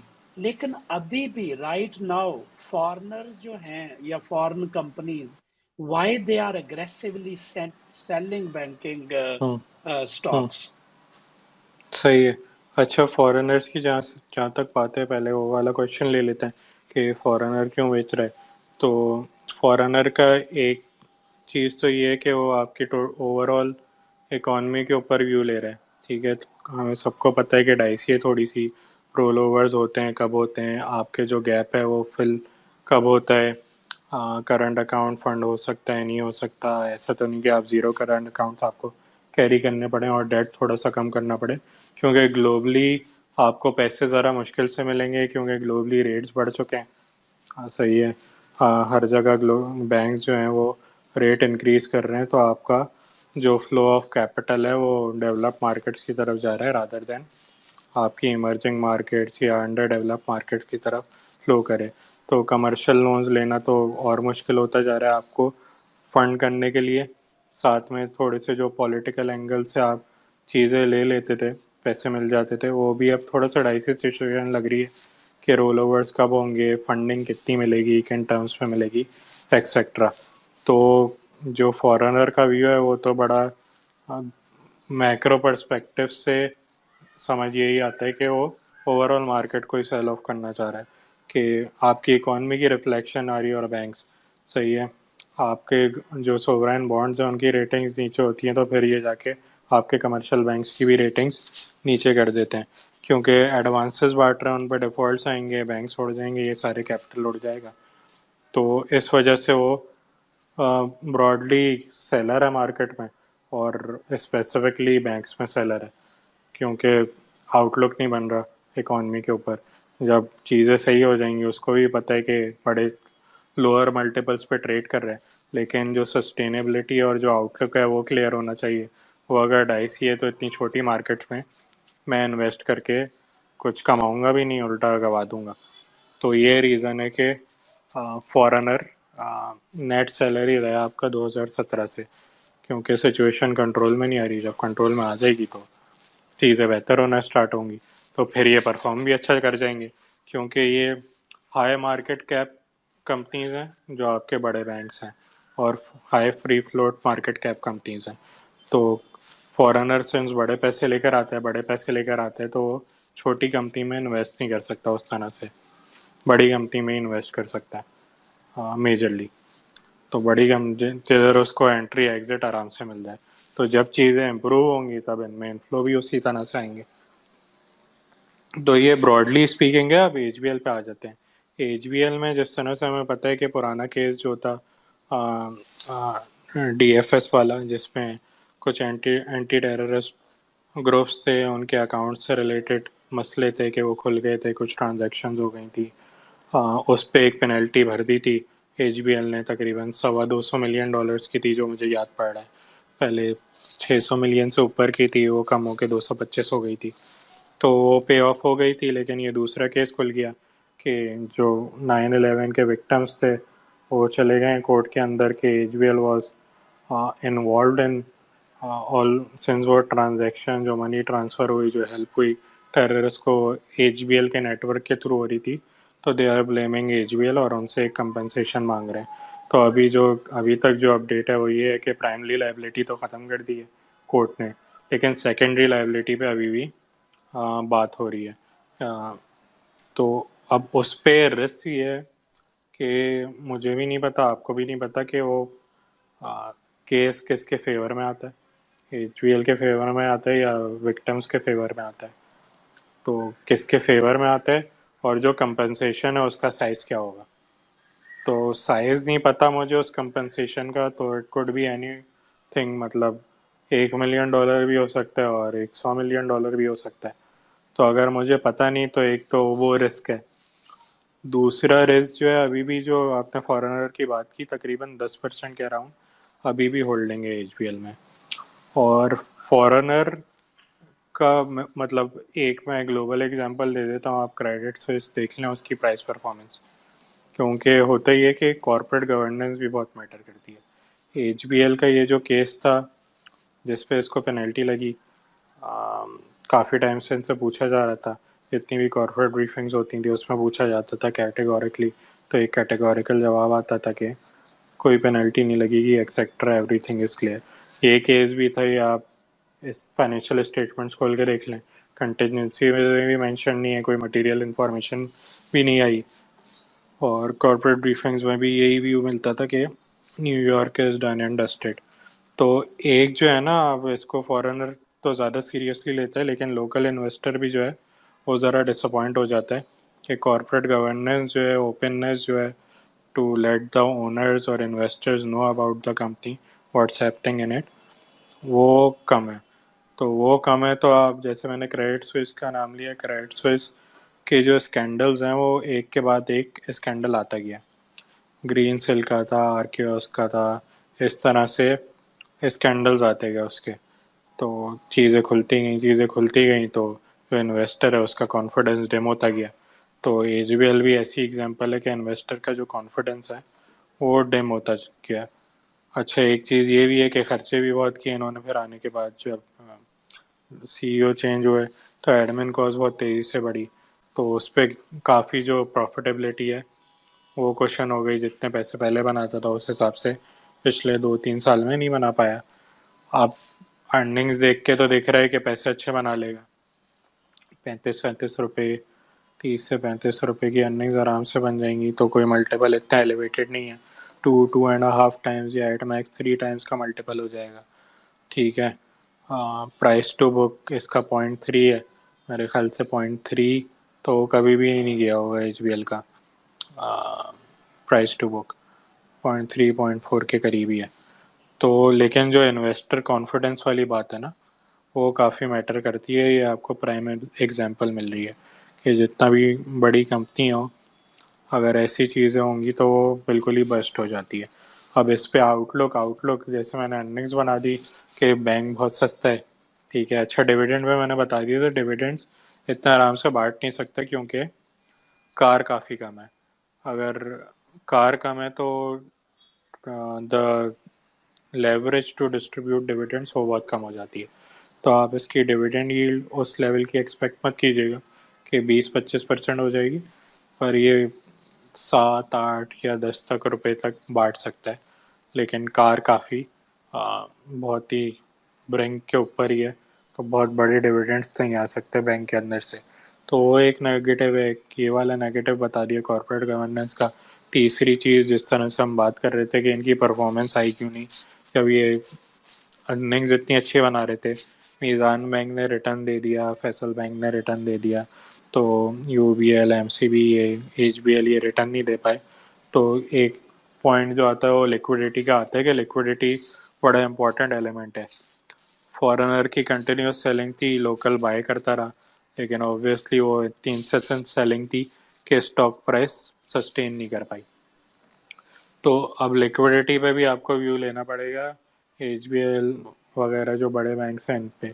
तो आप ये बड़े जो म्यूचुअल फंड्स हैं इनकी होल्डिंग उठा के देख लें, तो जो मेजर फंड्स हैं उनके टॉप 10 में आ रहा है। तो जब ये स्टॉक परफॉर्म करना स्टार्ट करेगा तो प्रोबेबली उधर से सेलिंग भी आ जाए। तो बहुत एब्रप्टली बढ़ नहीं सकता डिस्पाइट बेटर अर्निंग्स। अगर चीज़ें चेंज भी हो जाएं, फेवर में भी आ जाए, तो वॉल्यूम्स जिस दिन लगेंगे उस दिन शायद सेलिंग भी आए फ्रॉम म्यूचुअल फंड्स। और अगर इकॉनमी का थोड़ा सा जो आउटलुक है चेंज की तरफ जाता है 3 महीने 4 महीने, जब भी 6 महीने बाद, तब भी आपको देखेगा कि since mutual funds are low on cements और अदर सिक्लिकल स्टॉक्स, अगर वो शिफ्ट करते हैं अपना एक्सपोजर तो उन्हें कोई चीज़ बेचनी पड़ेगी। तो अगर वो बैंक्स बेचेंगे तो थोड़ा सा प्रेशर लिक्विडिटी एंगल से भी आ सकता है। तो ये एचबीएल पे ब्रॉडली व्यू है। UBL thank you. UBL MCB का आपने पूछा था, तो एमसीबी भी सस्ता स्टॉक है, डिविडेंड यील्ड अच्छी है, यूबीएल का भी है, डिविडेंड यील्ड अच्छी है। एमसीबी पे आउटलुक ज़रा सा बेहतर होगा क्योंकि उसमें रिस्क लेवल रिलेटिवली लो होते हैं कि प्रोविजन का रिस्क नहीं है। आपको पता है कार बेहतर है। यूबीएल का भी अच्छा है वैसे, तो डिविडेंड्स बांट देगा अच्छे। तो यील्ड मुझे बना के दे देगा। प्राइस परफॉर्मेंस पे अगेन लिक्विडिटी वाला एंगल आ जाता है। मल्टीपल तो वही बनेगा 2-3 का प्राइस टू अर्निंग्स पे, और प्राइस टू बुक पे भी 0.6-0.7 पे ट्रेड कर रहा है फॉरवर्ड पे। मीज़ान बैंक पे आउटलुक पॉजिटिव उस टर्म्स में हो सकता है कि इसके सिंस ग्रोथ तो आती रही है बैंक के अंदर, सिंस अब पिछले जो 5 साल की परफॉर्मेंस है वो डिपॉजिट ग्रोथ लीड कर रही थी। अब आप देखें तो इसका डिपॉजिट मिक्स पे फोकस करें। Deposit mix has tilted significantly towards current account. तकरीबन 47% करीब करंट अकाउंट्स हो गए। तो ग्रोथ पे थोड़ा सा हल्का किया इसने, लेकिन एक तरफ से इम्प्रूवमेंट भी ला रहा है। फी इनकम फिनोमिनल है। Cost to income ratio is below 40%, जो कि आई थिंक अब सबसे best cost to income ratio होगा। तो और बैंक्स के टर्म्स में आपको थोड़ा सा मीज़ान बैंक में उसकी ब्रांड वैल्यू पे आउटलुक लेना पड़ेगा। वो कोई भी इन्वेस्टर खुद ले सकता है कि भाई इसकी ब्रांड वैल्यू इंटैक्ट रहेगी या नहीं रहेगी, डिस्पाइट के कंपटीशन बढ़ रहे हैं, दूसरे बैंक्स विंडोज़ खोल रहे हैं इस्लामिक। लेकिन मीज़ान मेरे ख्याल से लोगों के दिमाग में ऐसे कि मैं किसी भी इंडिविजुअल से बात करता हूँ कि इस्लामिक अकाउंट खुलवाना है किसी को, तो वो मीज़ान उसके दिमाग में सबसे पहले आता है। तो जो ब्रांड इमेज है वो काफ़ी स्ट्रॉन्ग है बैंक का। तो किसको कंपटीशन देना in terms of deposit growth, और अनटिल एंड अनलेस बैंक खुद चाहे, जैसे अभी चाह रहा है कि मैं मिक्स इम्प्रूव कर लूँ, तो वो वाली चीज़ हो सकती है। वरना ये ग्रोथ तो कंटिन्यू होनी चाहिए। ऑब्वियसली रेट नीचे आएगा तो सबको थोड़ा सा ब्रेक लगेगा, इनकी अर्निंग्स पे भी इंट्रिंसिकली वो कम हो जाएंगी। हाँ, लेकिन आप इसके सेविंग डिपॉजिट पे भी देखें, वो स्प्रेड जो है काफ़ी बढ़ा दिया। जो लास्ट पीक साइकिल थी आपकी, जब 13.5 13% के करीब के रेट थे, तो वो जो स्प्रेड था पॉलिसी रेट के साथ वो 7% का था। मतलब 7% कम ये पैसे दे रहा था अपने सेविंग डिपॉजिटर्स को। अभी इन्होंने वो 8.5% पे रखा हुआ है। तो गोइंग फॉरवर्ड आपको स्प्रेड जो है वो काफ़ी वाइडन होते हुए दिखेंगे मीज़ान बैंक के। और कार अच्छा है तो डिविडेंड भी विद टाइम बढ़ाता रहेगा ये गोइंग फॉरवर्ड। एतज- एतजाज भाई, फैसल बैंक का काफी एड्स भी आ रहे हैं और वो कन्वर्ट भी कर रहे हैं फुल फ्लेज्ड इस्लामिक हाँ बैंकिंग में। और अभी उन्होंने जो 5.5 रुपए का डिविडेंड दिया है वो भी शायद उन्होंने कन्वेंशनल हाँ प्रॉफिट्स हाँ। जो होंगे वो शायद डिस्ट्रीब्यूट किए हैं। तो आप उसको कैसे देखते हैं फैसल बैंक को? क्या वो मिजान के बैंक के फुट स्टेप्स फॉलो कर पाएगा? हाँ हाँ, ये तो कहना थोड़ा सा बहुत जल्दी है कि उसकी तरह हो जाएगा या नहीं होगा, लेकिन अप्रोच काफ़ी सही दिखती है बैंक की। जिस तरह से इन्होंने कन्वर्जन की है वो काफ़ी रिस्पॉन्सिबली की है। क्योंकि हम अज्यूम ये करेंगे कि अगर अप्रोच सही नहीं होती, तो आप for example conventional deposit holder हैं, राइट? अज्यूम कर लेते हैं फैसल बैंक के। तो आपको अगर फैसल बैंक कॉल करके बोलता है कि भाई आपका कल से जो है अकाउंट जो है वो इस्लामिक हो जाएगा, तो आप कहेंगे हाँ सही है, कर दो इस्लामिक, मुझे बस रेट वही देते रहो। आगे से आपको ये बोला जाता है कि नहीं, रेट तो वो नहीं मिल सकता, रेट कम मिलेगा आपको क्योंकि हम इस्लामिक होने जा रहे हैं।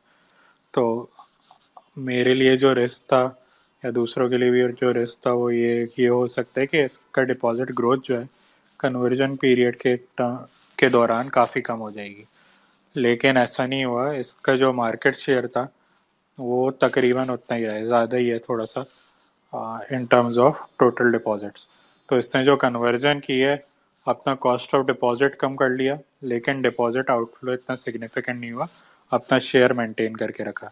तो इससे एक चीज़ ये समझ आ रही है कि ये जो ब्रांड इमेज है या जिस तरह से कन्वर्जन हुई है, वो जो डिपॉजिटर है उसके दिमाग में काफ़ी स्ट्रॉन्ग जा रही है, क्योंकि कॉस्ट ऑफ डिपॉजिट कम रखा है कन्वर्जन के दौरान भी। तो ये एक चीज़ आपको पॉजिटिव दिखती है कि गोइंग फॉरवर्ड अगर यही अप्रोच रही तो अच्छी ग्रोथ आ सकती है बैंक के अंदर। और अच्छी ग्रोथ अब वो एक्लिप्स करेगी मीज़ान बैंक को या नहीं, वो तो नहीं पता। लेकिन इसके नंबर्स इन्वेस्टर के पर्सपेक्टिव से आप देखें तो ऐसा नहीं है कि मतलब मैं मीज़ान बैंक से तो तब कंपेयर करूं जब ये मीज़ान बैंक वाले मल्टीपल्स पे हो। ठीक है ना, इसका मीज़ान बैंक का forward price to book would be around 1 time. Faysal bank का forward price to book is around 0.5 times. Obviously ROE में भी डिफरेंशियल है, लेकिन ये पी भी जो है वो मीज़ान बैंक का थोड़ा ज़्यादा होगा, फैसल बैंक का कम है, वो 2 ढाई के पी पे, वो 3 या 3 से ऊपर के मल्टीपल पे मीज़ान बैंक। तो वो डिफरेंशियल भी है। तो वो डिफरेंशियल है तो ऑब्वियसली ये इसका मैं प्रीमियम ये दे दूंगा कि कन्वेंशनल बैंक वाले मल्टीपल्स पे ट्रेड करे फैसल बैंक, तो फिर महंगा तो नहीं है बैंक। अगर मीज़ान के थोड़ा 50% पे भी आ जाता है, 30% पे भी आ जाता है, तो एक डिसेंट प्राइस इंक्रीज मिल सकता है बैंक को। तो it is too early to say कि एक्लिप्स करेगा या नहीं, लेकिन अप्रोच देख के लग रहा है कि भाई डिपॉजिट भी आउटफ्लो नहीं हुआ, कॉस्ट ऑफ डिपॉजिट भी कम हो गई कन्वर्जन के दौरान। तो वो अप्रोच सही लग रही है कि अपनी जो इमेज है वो सही तरह से एक्लिप्स कर रहे हैं, या डिपॉजिटर को बता पा रहे हैं, जो इन्वेस्टर है उसको भी बता पा रहे हैं। इनफैक्ट काफ़ी लोग तो मुझे मिले कि वो समझते हैं कि Faisal bank is an Islamic bank pre conversion भी। तो उन्होंने मार्केटिंग इस तरह से की है। और एक हमारी मल्टी लाइन सिक्योरिटीज़ की रिपोर्ट भी थी जो हमने लास्ट ईयर लिखी थी, उसमें काफ़ी पॉजिटिव पॉइंट्स थे, कंपैरिजन भी किया था मीज़ान भी आईपीएल फैसल का। तो मैं शेयर भी कर दूंगा सरमाया के साथ, तो आप अपलोड भी कर सकते हैं अपने प्लेटफॉर्म्स पे, शेयर भी कर सकते हैं। डिटेल रिपोर्ट है 10-12 पेज की। सही सही। मैं तो यूबीएल नॉर्मली फॉलो करता था, लेकिन अभी हमारे एक दोस्त हैं शाज, उन्होंने रिकमेंड किया था फैसल, हम्म, और पिछले महीने ही मैंने एंट्री ली थी, उसको बाय करता रहा हूँ और अभी तो मज़े आ रहे हैं, डिविडेंड भी मिल जी गया है जी। और उसकी प्राइस भी उसने बड़ी जल्दी एप्रिशिएट की है। बिल्कुल। तो हाँ, कोई 30% के करीब उसमें प्रॉफिटेबिलिटी जा रही है अभी। अच्छा, लास्ट क्वेश्चन है, उसके साथ एक और पूछ लेता हूँ, लास्ट ये है कि जिस तरह बैंक्स के स्टॉक्स इतने चीप हैं और बैंक अल-फलाह ने अनाउंस भी किया है बायबैक, हम्म, तो ग्लोबली भी हम देख रहे हैं कि ये काफ़ी ट्रेंड है कि जो बड़ी ऑर्गेनाइज़ेशन है जी बायबैक कर रही हैं। यूएस में भी जी कर जी। रही हैं, लकी कर रहा है। हम्म। और आपको बैंकिंग में लगता है कि कोई बायबैक होगी, या वही पैसे वो गवर्नमेंट को लेंड करेंगे, आराम से प्रॉफिट कमाएँगे? Why they should buy back their stock? लेकिन बायबैक जो है वो ज़्यादा अच्छा तरीका है to return the money to the investor. ठीक है, क्योंकि आपका स्टॉक परफॉर्म नहीं कर रहा, तो इसका मतलब तो ये इन्वेस्टर को अच्छा नहीं लग रहा डिस्पाइट। लेकिन बैंक की मैनेजमेंट को या स्पॉन्सर को ये कॉन्फिडेंस होना चाहिए कि जिन रेट्स पे ये ट्रेड कर रहा है वो तो अनजस्टिफाइड है, क्योंकि 20% से ऊपर आरओईज अगर बन रहे हैं बैंक्स के, और वो 0.3 0.4 0.5 के प्राइस टू बुक मल्टीपल पे ट्रेड कर रहे हैं, तो वो बहुत सस्ते हैं। यूएस में आपने जिस तरह से हाईलाइट किया कि उधर काफ़ी बायबैक्स हुए हैं, and buybacks are the preferred mode compare to dividends.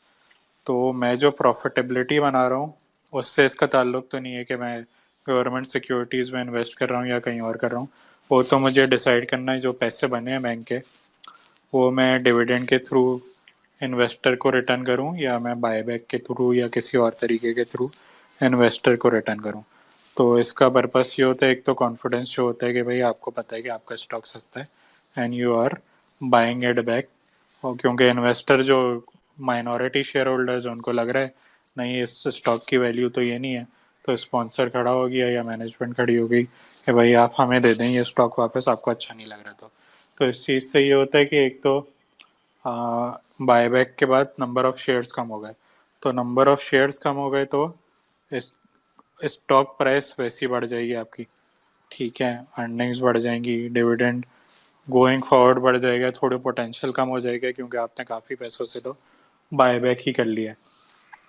तो प्रेफर्ड मोड तो यही होना चाहिए इन मल्टीपल्स के ऊपर।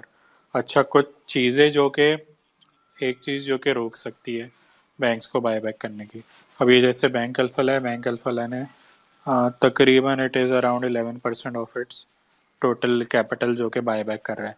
30% से ऊपर इस ऑफ फ्री फ्लोट, तो एक अच्छी बाइंग आ जाएगी जो कि स्टॉक मार्केट से, जैसे आपने कहा ना कि गोरे की बहुत सेलिंग है स्टॉक्स के अंदर, तो स्पॉन्सर खुद ही बोल दे या कंपनी खुद ही बोल दे कि हमें वापस कर दो। तो अगर फॉर एग्जांपल यूबीएल खुद ही कंपनी ने वापस, नंबर ऑफ शेयर्स ही कम हो गए, और सिर्फ हम अज्यूम कर लेते हैं कि जो फॉरेनर है वही बेचना जा रहा है, और कोई इन्वेस्टर, हम जो डोमेस्टिक इन्वेस्टर हैं वो बहुत बुलिश हैं यूबीएल के ऊपर, तो वो बेच देगा अपने स्टॉक, वो सारे चले जाएंगे कंपनी के पास, कैंसिल आउट हो जाएंगे। फिर जो मार्केट में शेयर्स बचेंगे वो सिर्फ डोमेस्टिक इन्वेस्टर्स के होंगे जो कि बहुत बुलिश हैं, तो बहुत बुलिश हैं तो फिर स्टॉक भी चल जाएगा। तो साइंस इसके पीछे एक्चुअली ये है। बैंक अल्फा ने जैसे 30% फ्री फ्लोट का बायबैक अनाउंस कर दिया, तो 30% शेयर निकल जाएंगे। तो कोई बहुत एक बड़ा सेलर है अगर मार्केट में बैंक अल्फा में, जो कि बोल रहे हैं कि मुझे बेचना ही है, मुझे पसंद नहीं है स्टॉक, तो उससे ले लेगी मैनेजमेंट। जिसको पसंद है वो बेचेगा नहीं और वेट करेगा कि इसकी जब असल प्राइस आएगी उस पर मैं बेचूंगा। तो डिविडेंड, इस तरह डिविडेंड देने के बजाय ये मोड ज़्यादा बेहतर होता है। अच्छा, इसमें एक इम्पेडिमेंट जो है वो ये है कि एक स्टेट बैंक की रेगुलेशन है, प्रूडेंशियल रेगुलेशन है कि मिनिमम पेड अप कैपिटल जो है 10 अरब का होना चाहिए। ठीक है, 10 अरब का मतलब है जैसे बैंक अल्फा का था, इसके 1.7 बिलियन शेयर हैं, तो 17 अरब का था, तो इसके पास तकरीबन 700 मिलियन शेयर की कैपेसिटी थी कि वो बाय बैक कर ले। ऑब्वियसली ब्रिंक पे तो कोई बैंक नहीं रखेगा, तो कुछ बैंक्स ऐसे हैं जिनका इतना नहीं है कि 17, 18, 20 अरब का कैपिटल हो। जैसे एम सी बी है, उसका 1.2, 1200 अरब है, 12 अरब है। इसका जो है यूबीएल का है वो 12, 13 अरब है। एचबीएल का 15 अरब है। तो थोड़ी बहुत बाय बैक्स तो कर सकते हैं इस टाइप की कंपनीज, लेकिन कोई मेजर बाइक बैक्स करेंगे तो वो प्रूडेंशियल रेगुलेशन भी इनको उससे भी कंप्लाई करना पड़ेगा। और एक चीज़ और जो देखनी पड़ेगी वो कार देखनी पड़ेगी। पर अगर मैं डिविडेंड की जगह ये कर रहा हूँ तो बात बराबर है, डिविडेंड से भी कार कम होता है, बायबैक से भी कार पे इफेक्ट आता है। तो बैंक अल्फा जैसे उसका तकरीबन 70 बेसिस पॉइंट का इम्पैक्ट है ड्यू टू दिस बायबैक, तो शायद वो डिविडेंड स्किप कर दे या डिविडेंड सिग्निफिकेंटली कम कर दे, इसकी जगह बायबैक कर दे। एचबीएल के लिए बायबैक करना मुश्किल है क्योंकि कार बहुत कम है, रेगुलेटरी लिमिट के आसपास है। बैंक अल अबीब के लिए करना मुश्किल है, उसका इनफैक्ट जो पेड अप कैपिटल है वो भी इतना बहुत ज़्यादा नहीं है, तो वो भी एक इम्पेडिमेंट है। तो ये चीज़ें भी देखनी पड़ेंगी, और फिर अल्टीमेट चीज़ जो है कि जो मैनेजमेंट है उसकी अप्रोच कैसी है, जो स्पॉन्सर है उसकी अप्रोच कैसी है। जैसे एबीएल है, एबीएल का मालिक जो है वैसे ही शेयर्स करता रहता है, instead of buying back the company वो अपने पर्सनल शेयर्स बाय करता है। तो ये वाली चीज़ भी है कि स्पॉन्सर का थोड़ा सा एजुकेशन, आउटलुक, स्ट्रैटेजी वो भी मैटर करती है। तो सही, आपकी इकॉनमी, सही। आपकी मार्केट में जनरली बायबैक्स होते नहीं है, तो ये एक बड़ा मतलब अच्छा ट्रेंड है कि आप कंपनीज देख रही हैं कि हमारी इंट्रिंसिक वैल्यू जो है कंपनी की वो काफ़ी ज़्यादा है और ट्रेड काफ़ी कम पे कर रही हैं, तो हम बायबैक करके शेयर्स कैंसिल कर देते हैं। तो ये अप्रोच बढ़ती रहेगी तो शायद दूसरों को भी ख्याल है कि भाई डिविडेंड देने के बजाय आप ये करो। सही, सही। अच्छा, ऑडियंस के पास जाने से पहले ज़ीशान काफ़ी देर से वेट कर रहे हैं। अगर आप एक इस्लामिक बैंक करें रिकमेंड और एक कन्वेंशनल बैंक, तो आपकी टॉप पिक कौन-सी होंगी 1-2? अगर मैं इस्लामिक करूँ, मुझे वैसे इस्लामिक बैंक ज़्यादा पसंद है, लिक्विडिटी एंगल से भी कि इंस्टीट्यूशंस के पास लिमिटेड है, मीज़ान बैंक जैसे कि ज़्यादा है इंस्टीट्यूशंस के पास, तो वो एक सेलिंग आ सकती है उधर से। लेकिन जिस तरह की ग्रोथ है, जिस तरह का आउटलुक है कंपनी का, तो मुझे अच्छा लगता है, फैसल बैंक भी अच्छा लगता है आउटलुक वाइज, कि जो मल्टीपल्स हैं वो इतने एक्सटेंडेड नहीं है, थोड़ी बहुत भी इम्प्रूवमेंट आती है ड्यू टू इस्लामिक कन्वर्जन, तो वो काफ़ी तेज़ी से कैचअप कर सकता है। कार की जो कॉम्पोजिशन है वो काफ़ी अच्छी है, कोई एडिशनल टीयर वन इंस्ट्रूमेंट नहीं है, टीयर टू इंस्ट्रूमेंट नहीं है, तो उस तरह से समझ आता है। जो कन्वेंशनल बैंक्स हैं उसमें एक बैंक अल्फला आप देख सकते हैं, एमसीबी बैंक आप देख सकते हैं, डिविडेंड के लिए एमसीबी बैंक देख सकते हैं, आरओई वगैरह जो है बैंक अल्फला का बहुत अच्छा है, जो मल्टीपल्स हैं वो काफ़ी कम है। तो वो एक बैंक अच्छा लगता है। रिस्क भी लेकिन साथ में आते हैं, सिंस बैंक अल्फा का एडीआर ज़्यादा है, तो वो वाला रिस्क भी कैरी करता है कि आगे जाके इकॉनमी ख़राब होती है तो प्रोविजन की रिक्वायरमेंट्स बढ़ जाती हैं। एचएमबी एक बैंक है जो कि अगर मैनेजमेंट थोड़ा सा इंटेंट चेंज करे तो काफ़ी अच्छा परफॉर्म कर सकता है।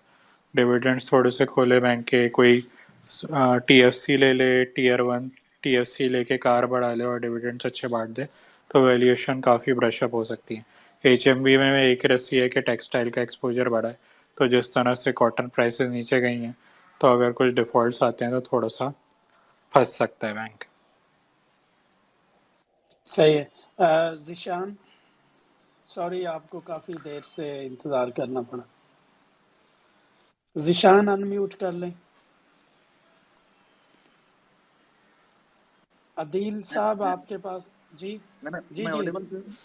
जी जी बिल्कुल अस्सलाम ज़ीशान, वालेकुम। Go sir, I ahead. Just need to ask Aitzaz साहब के एज ही टोल्ड के मतलब हमारा एडीआर इज लेस देन 50%, और जो आउटस्टैंडिंग 9 ट्रिलियन है उसमें से कोई 600 बिलियन है जो एसएमईज के पास है, बाकी सारा है कॉर्पोरेट के पास। तो आई नीड टू अंडरस्टैंड के do ADR benefits developing countries like Singapore, China, us, Vietnam, or the IDR benefits more to the banking sector by supplementing the government to go for LSM growth? हाँ जी। अब theoretically speaking, आप अगर आप investor हैं banks के, तो मैं तो प्रेफर करूँगा कि बैंक एडवांसेस बांटे ही नहीं, बैंक्स इन्वेस्टमेंट्स की तरफ जाए। एलबेट वो आरओई अच्छा बना रहा हो, ठीक है। जिस तरह से मैंने आपको बताया ना कि एडीआर पहले 80% होता था, आईडीआर 30% होता था, ठीक है। अब आईडीआर जो है वो 80% है, एडीआर इज क्लोज टू 50%, 49% ऐसे है। तो वो चीज़ कन्वर्ट हो गई है। लेकिन क्या आरओईज रिसीड हुए हैं? आरओई नेक्स्ट ईयर सबके 20-20% से ऊपर होंगे हर बैंक के। तो 20% से ऊपर अगर मैं इन्वेस्टर हूँ किसी बैंक में, मैं बोलूँगा कि भाई जब वैसे ही 20% से ऊपर बन रहे हैं आपका रिटर्न, तो आपको क्या ज़रूरत है। और डिविडेंड मुझे यील्ड अगर मिल रही है 20% की, 25% की, 18% की डिविडेंड यील्ड, तो आई वुड प्रेफर कि भाई इन्वेस्टमेंट्स की तरफ ही जाएं, पीआईबी टी बिल्स में पैसे लगें और मुझे कोई रिस्क ही कैरी ना करना पड़े एज एन इन्वेस्टर और एज अ बैंक। तो फ्रॉम एन इन्वेस्टर पर्सपेक्टिव तो ये बेहतर है, फ्रॉम एन इकॉनमी पर्सपेक्टिव तो ये बुरा है, क्योंकि आपके डिपॉजिट बन रहे हैं, लेकिन जैसे आपने खुद ही कहा कि एसएमईज को काफ़ी कम लैंडिंग है, तो कोई बडिंग कंपनीज हैं उनको एक्सेस नहीं मिलता पैसों का। लाइफ स्टॉक किसी के पास है, एग्रीकल्चर लोन्स चाहिए, सही है, मैं एक बैंक हूँ, मेरे पास 100 रुपये हैं, मुझे दिख रहा है कि मुझे मेरा स्प्रेड बन जाएगा 4-5% का गवर्नमेंट को लैंड करके, या मेरा 20-30% का आरओई बन जाएगा गवर्नमेंट को ही लैंड करके, तो मैं क्यों रिस्क लूँ क्रॉप लैंडिंग की तरफ कि वो क्रॉप लगाए, उसका रिस्क लूँ वो तबाह ना हो जाए, पैसे लेके ना भाग जाए। तो मेरे लिए तो ज़्यादा बेहतर वो है, लेकिन इकॉनमी के लिए बेहतर ऑब्वियसली है कि मैं एसएमईज को लैंडिंग करूँ, एग्रीकल्चरल लैंडिंग करूँ, दूसरी कॉर्पोरेट्स को लैंडिंग करूँ कि वो ग्रो करें, एक्सपोर्ट ओरिएंटेड इंडस्ट्रीज़ को लैंडिंग करूँ। From an economy's perspective, from an investor perspective, I would prefer के इन्वेस्टमेंट्स की तरफ जाएं। तो ये मतलब ये गवर्नमेंट खुद ही सही कर सकती है चीज़, अपनी रिक्वायरमेंट कम करके। रिक्वायरमेंट किस तरह से कम कर सकती है? अपने खर्चे कम करे, खर्चे कम करेगी तो फिर एक इकॉनमी पर इफेक्ट आएगा।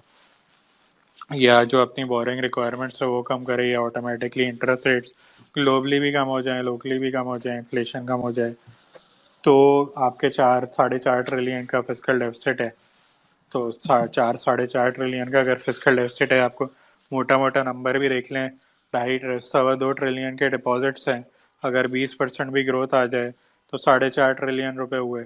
4.5 ट्रिलियन अगर फॉरेन बाहर से पैसे नहीं मिल रहे उस फिजिकल डेफिसिट को 4-4.5 ट्रिलियन के प्लग इन करने के लिए, तो मैं डोमेस्टिक सोर्सेज के पास जाऊंगा। डोमेस्टिक सोर्सेज के पास जाऊंगा तो कमर्शियल बैंक से जनरेट ही अगर 4-4.5 ट्रिलियन की हैं और सारे वो आपकी गवर्नमेंट मांग लेगी, तो मैं एडवांसेस पे लैंड नहीं कर सकता। एडवांसेस पे लैंड नहीं कर सकता तो एक तो गवर्नमेंट के जो रेट्स हैं वो बढ़ जाएंगे, क्योंकि वो डिमांड बहुत कर रही है, सप्लाई लिमिटेड है। तो उधर से बोरिंग कॉस्ट और बढ़ जाएगी गवर्नमेंट की, जो इनफैक्ट बोरिंग कॉस्ट होती है गवर्नमेंट की बैक प्री 2008 जब आईडीआर 30-35% का था, तब पॉलिसी रेट से नीचे होते थे आपके टी बिल के रेट, बॉन्ड के रेट्स, क्योंकि गवर्नमेंट को चाहिए ही नहीं होते थे पैसे, तो मैं मजबूरन एडवांसेस बांटता था। तो from an investors perspective low risk is better, albeit the ROE is substantial from an investors perspective, और इकोनॉमी के परस्पेक्टिव से एडवांसेस बटें, ग्रो करे इकोनॉमी, वो ज़्यादा बेहतर है।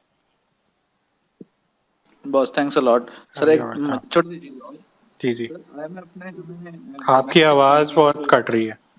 और सर आज मैं अपने हमें डोमेस्टिक लैंडिंग से रिस्ट्रिक्ट किया हुआ है, और एक सर आपने जो लेटेस्ट टैक्स इंप्लीमेंट होने लगे हैं जीशान, वेल्थ टैक्स आपकी हाइक की वजह आपका आवाज़ बिल्कुल समझ नहीं आ रही। आप खिज़र, ज़ीशान आपको दोबारा समझ आ रही ज्वाइन है तो आप करें। बता दें। नहीं नहीं, बिल्कुल इनका माइक या तो दूर है या फोन में इशू है। दोबारा ज्वाइन कर लें डिस्कनेक्ट होके। अदील साहब, आप please go ahead. Adeel Memon.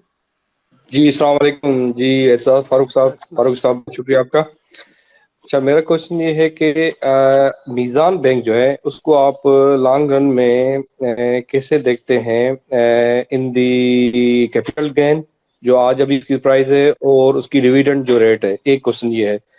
दूसरा मेरा क्वेश्चन ये है कि अभी रिसेंटली जो एक 5 बैंक पे पेनल्टी लगी थी, कोई जो डॉलर पेरिटी रेट जो बढ़ गया था, जो अनबैलेंस था एक्सपोर्ट के हवाले से, जो क्रेडिट कार्ड वाला इशू आया था, तो उसका क्या हुआ है? उसका फिर बैंक्स ने कुछ मींस डेफिनेटली वो जवाब देते हैं या कोर्ट में जाते हैं उसका, या उन्होंने एग्री करके वो पे कर लिया है?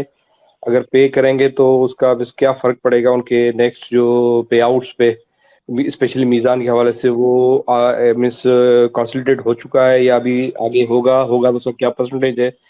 एक क्वेश्चन ये था। और तीसरा आखिरी क्वेश्चन मेरा ये है कि मीज़ान बैंक के बारे में जितने भी हम इवन सुनते हैं, इस्लामिक बैंक है, इवन उलमा भी वो कहते हैं, हमने उनकी स्टेटमेंट देखी है, ये नॉर्मल कन्वेंशनल बैंक से डिफरेंट है, इस्लामिक है प्योरली। आपकी स्टडी क्या कहती है? क्योंकि जो नॉर्मल लोग से बात करते हैं वो कहते हैं यार देखो, जब इसके हमारे रेट बढ़ रहे होते हैं, 15% हो गया तो इसके भी बढ़ गए हैं, जब कम होते हैं इसके भी कम होते हैं, तो इस्लामिक ना हुई। तो इस पे थोड़ा गाइड कीजिएगा, थैंक यू। ओके, एक तो पेनल्टी वाली जो बात है, वो पेनल्टीज मतलब बहुत कम पेनल्टी लगने की बात है जो अखबारों में रिपोर्ट हुआ है। जो नंबर मुझे याद पड़ा है वो बहुत सब्सटेंशियल नहीं है, लेकिन अगर सब्सटेंशियल है भी तो इससे मतलब 2.3 बिलियन की इनकम कमाई थी, तकरीबन ढाई ढाई ढाई अरब के करीब की थी जो मुझे याद पड़ रहा है। तो वो अगर पूरी भी पे ऑफ करनी पड़ जाए तो 1.8 बिलियन शेयर्स हैं, तो तकरीबन 1 रुपये बनता है टोटल अर्निंग्स का। तो एक बैंक जिसने लास्ट क्वार्टर तकरीबन 6.5 रुपये बनाए हैं, 28 रुपये 29 रुपये के करीब ही अर्निंग्स बना लेगा।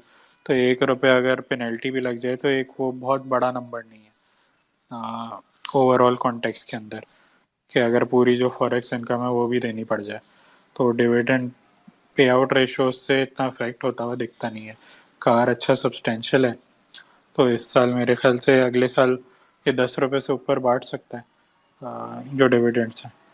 मतलब अदील आपके इलियास। टॉप में तो नहीं आएगा डिविडेंड यील्ड्स के टर्म्स में, पर सब्सटेंशियल है, क्योंकि ग्रोथ आती रहेगी तो ये बैंक हल्के हल्के करके अपना डिविडेंड पे आउट रेशो भी इंक्रीज करता रहेगा। क्योंकि एक चीज़ हमें दिख रही है कि अब मिक्स की तरफ ज़्यादा जा रहा है और ग्रोथ को थोड़ा सा हल्का कर रहा है, क्योंकि अब ट्रिलियन रुपीज़ से ऊपर के डिपॉजिट्स हो गए हैं, तो अब बड़ा बैंक हो गया, तो उस तरह से ग्रोथ ऑब्वियसली आ भी नहीं सकती। पीछे सालों में तो ये था कि बहुत तेज़ी से ग्रोथ आ रही थी, तो मैं डिविडेंड्स उस तरह से बांट नहीं सकता था, क्योंकि मैंने ग्रोथ पैडल पे एक्सेलरेशन की हुई थी। तो अब जो है मैं ग्रोथ थोड़ी सी नॉर्मलाइज करूँगा, डिविडेंड्स बढ़ाता रहूँगा हर साल, और ग्रोथ को रेशनलाइज करके चलूँगा। जो इस्लामिक बैंकिंग वाली चीज़ है उस पर तो हम इसी पर डिपेंड कर सकते हैं कि उलमा ने सर्टिफिकेट दिया है तो कुछ प्रोसेस तो अलग होगा। आप वैसे समझें तो प्रोसेस तो मोर और लेस वैसे ही चल रहा है कि एडवांस देता है, अब वो किस हेड के अंदर देता है, पार्टनरशिप के अंदर दे रहा है, इजारा के अंदर दे रहा है, उसकी वर्किंग अलग है।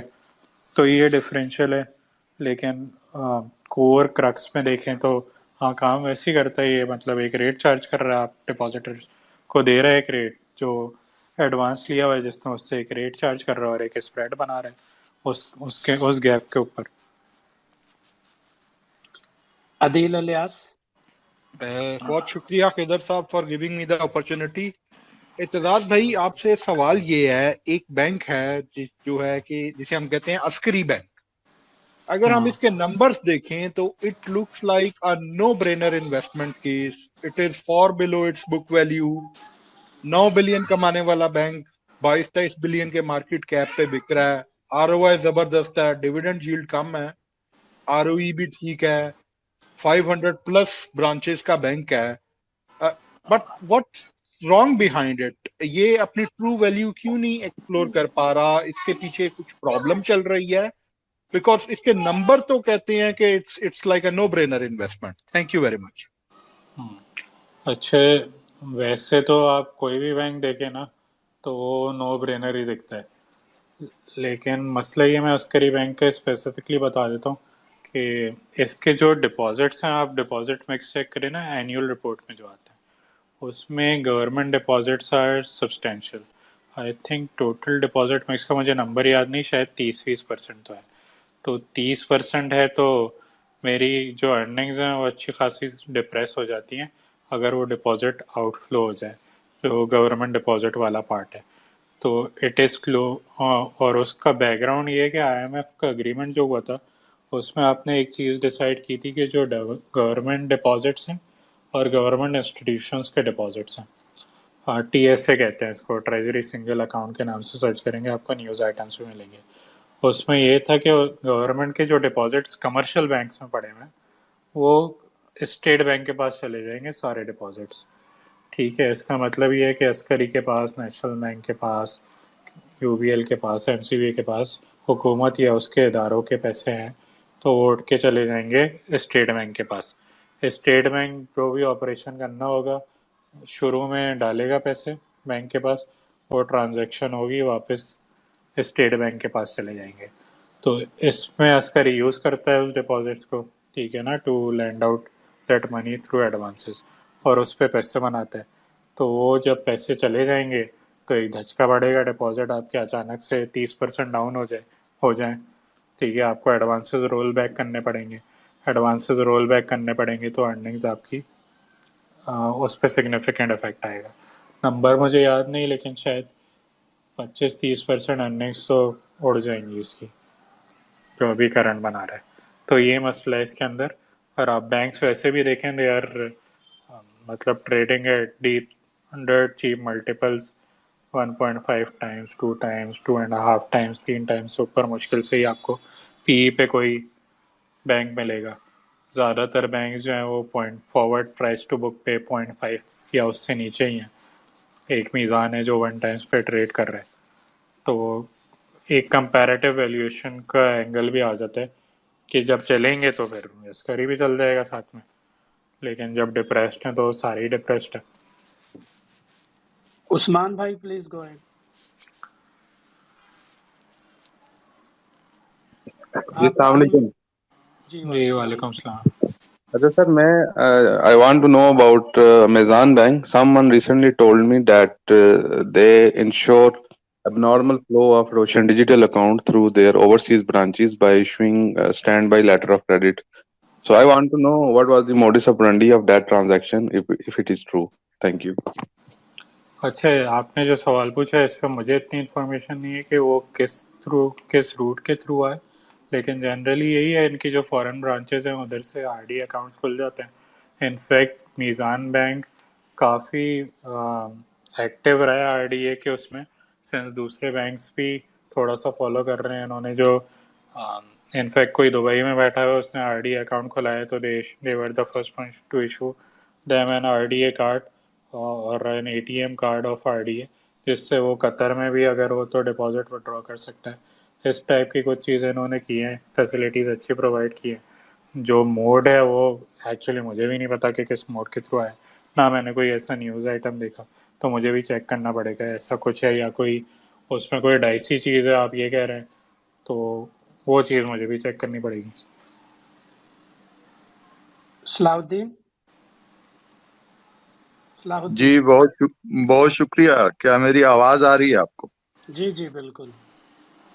एतजाज भाई, बहुत नवाजिश। आप बहुत ही क्या कहिए तहम्मुल से नर्म मजाजी के साथ जो है आपने ये समझाया, थैंक यू सो मच।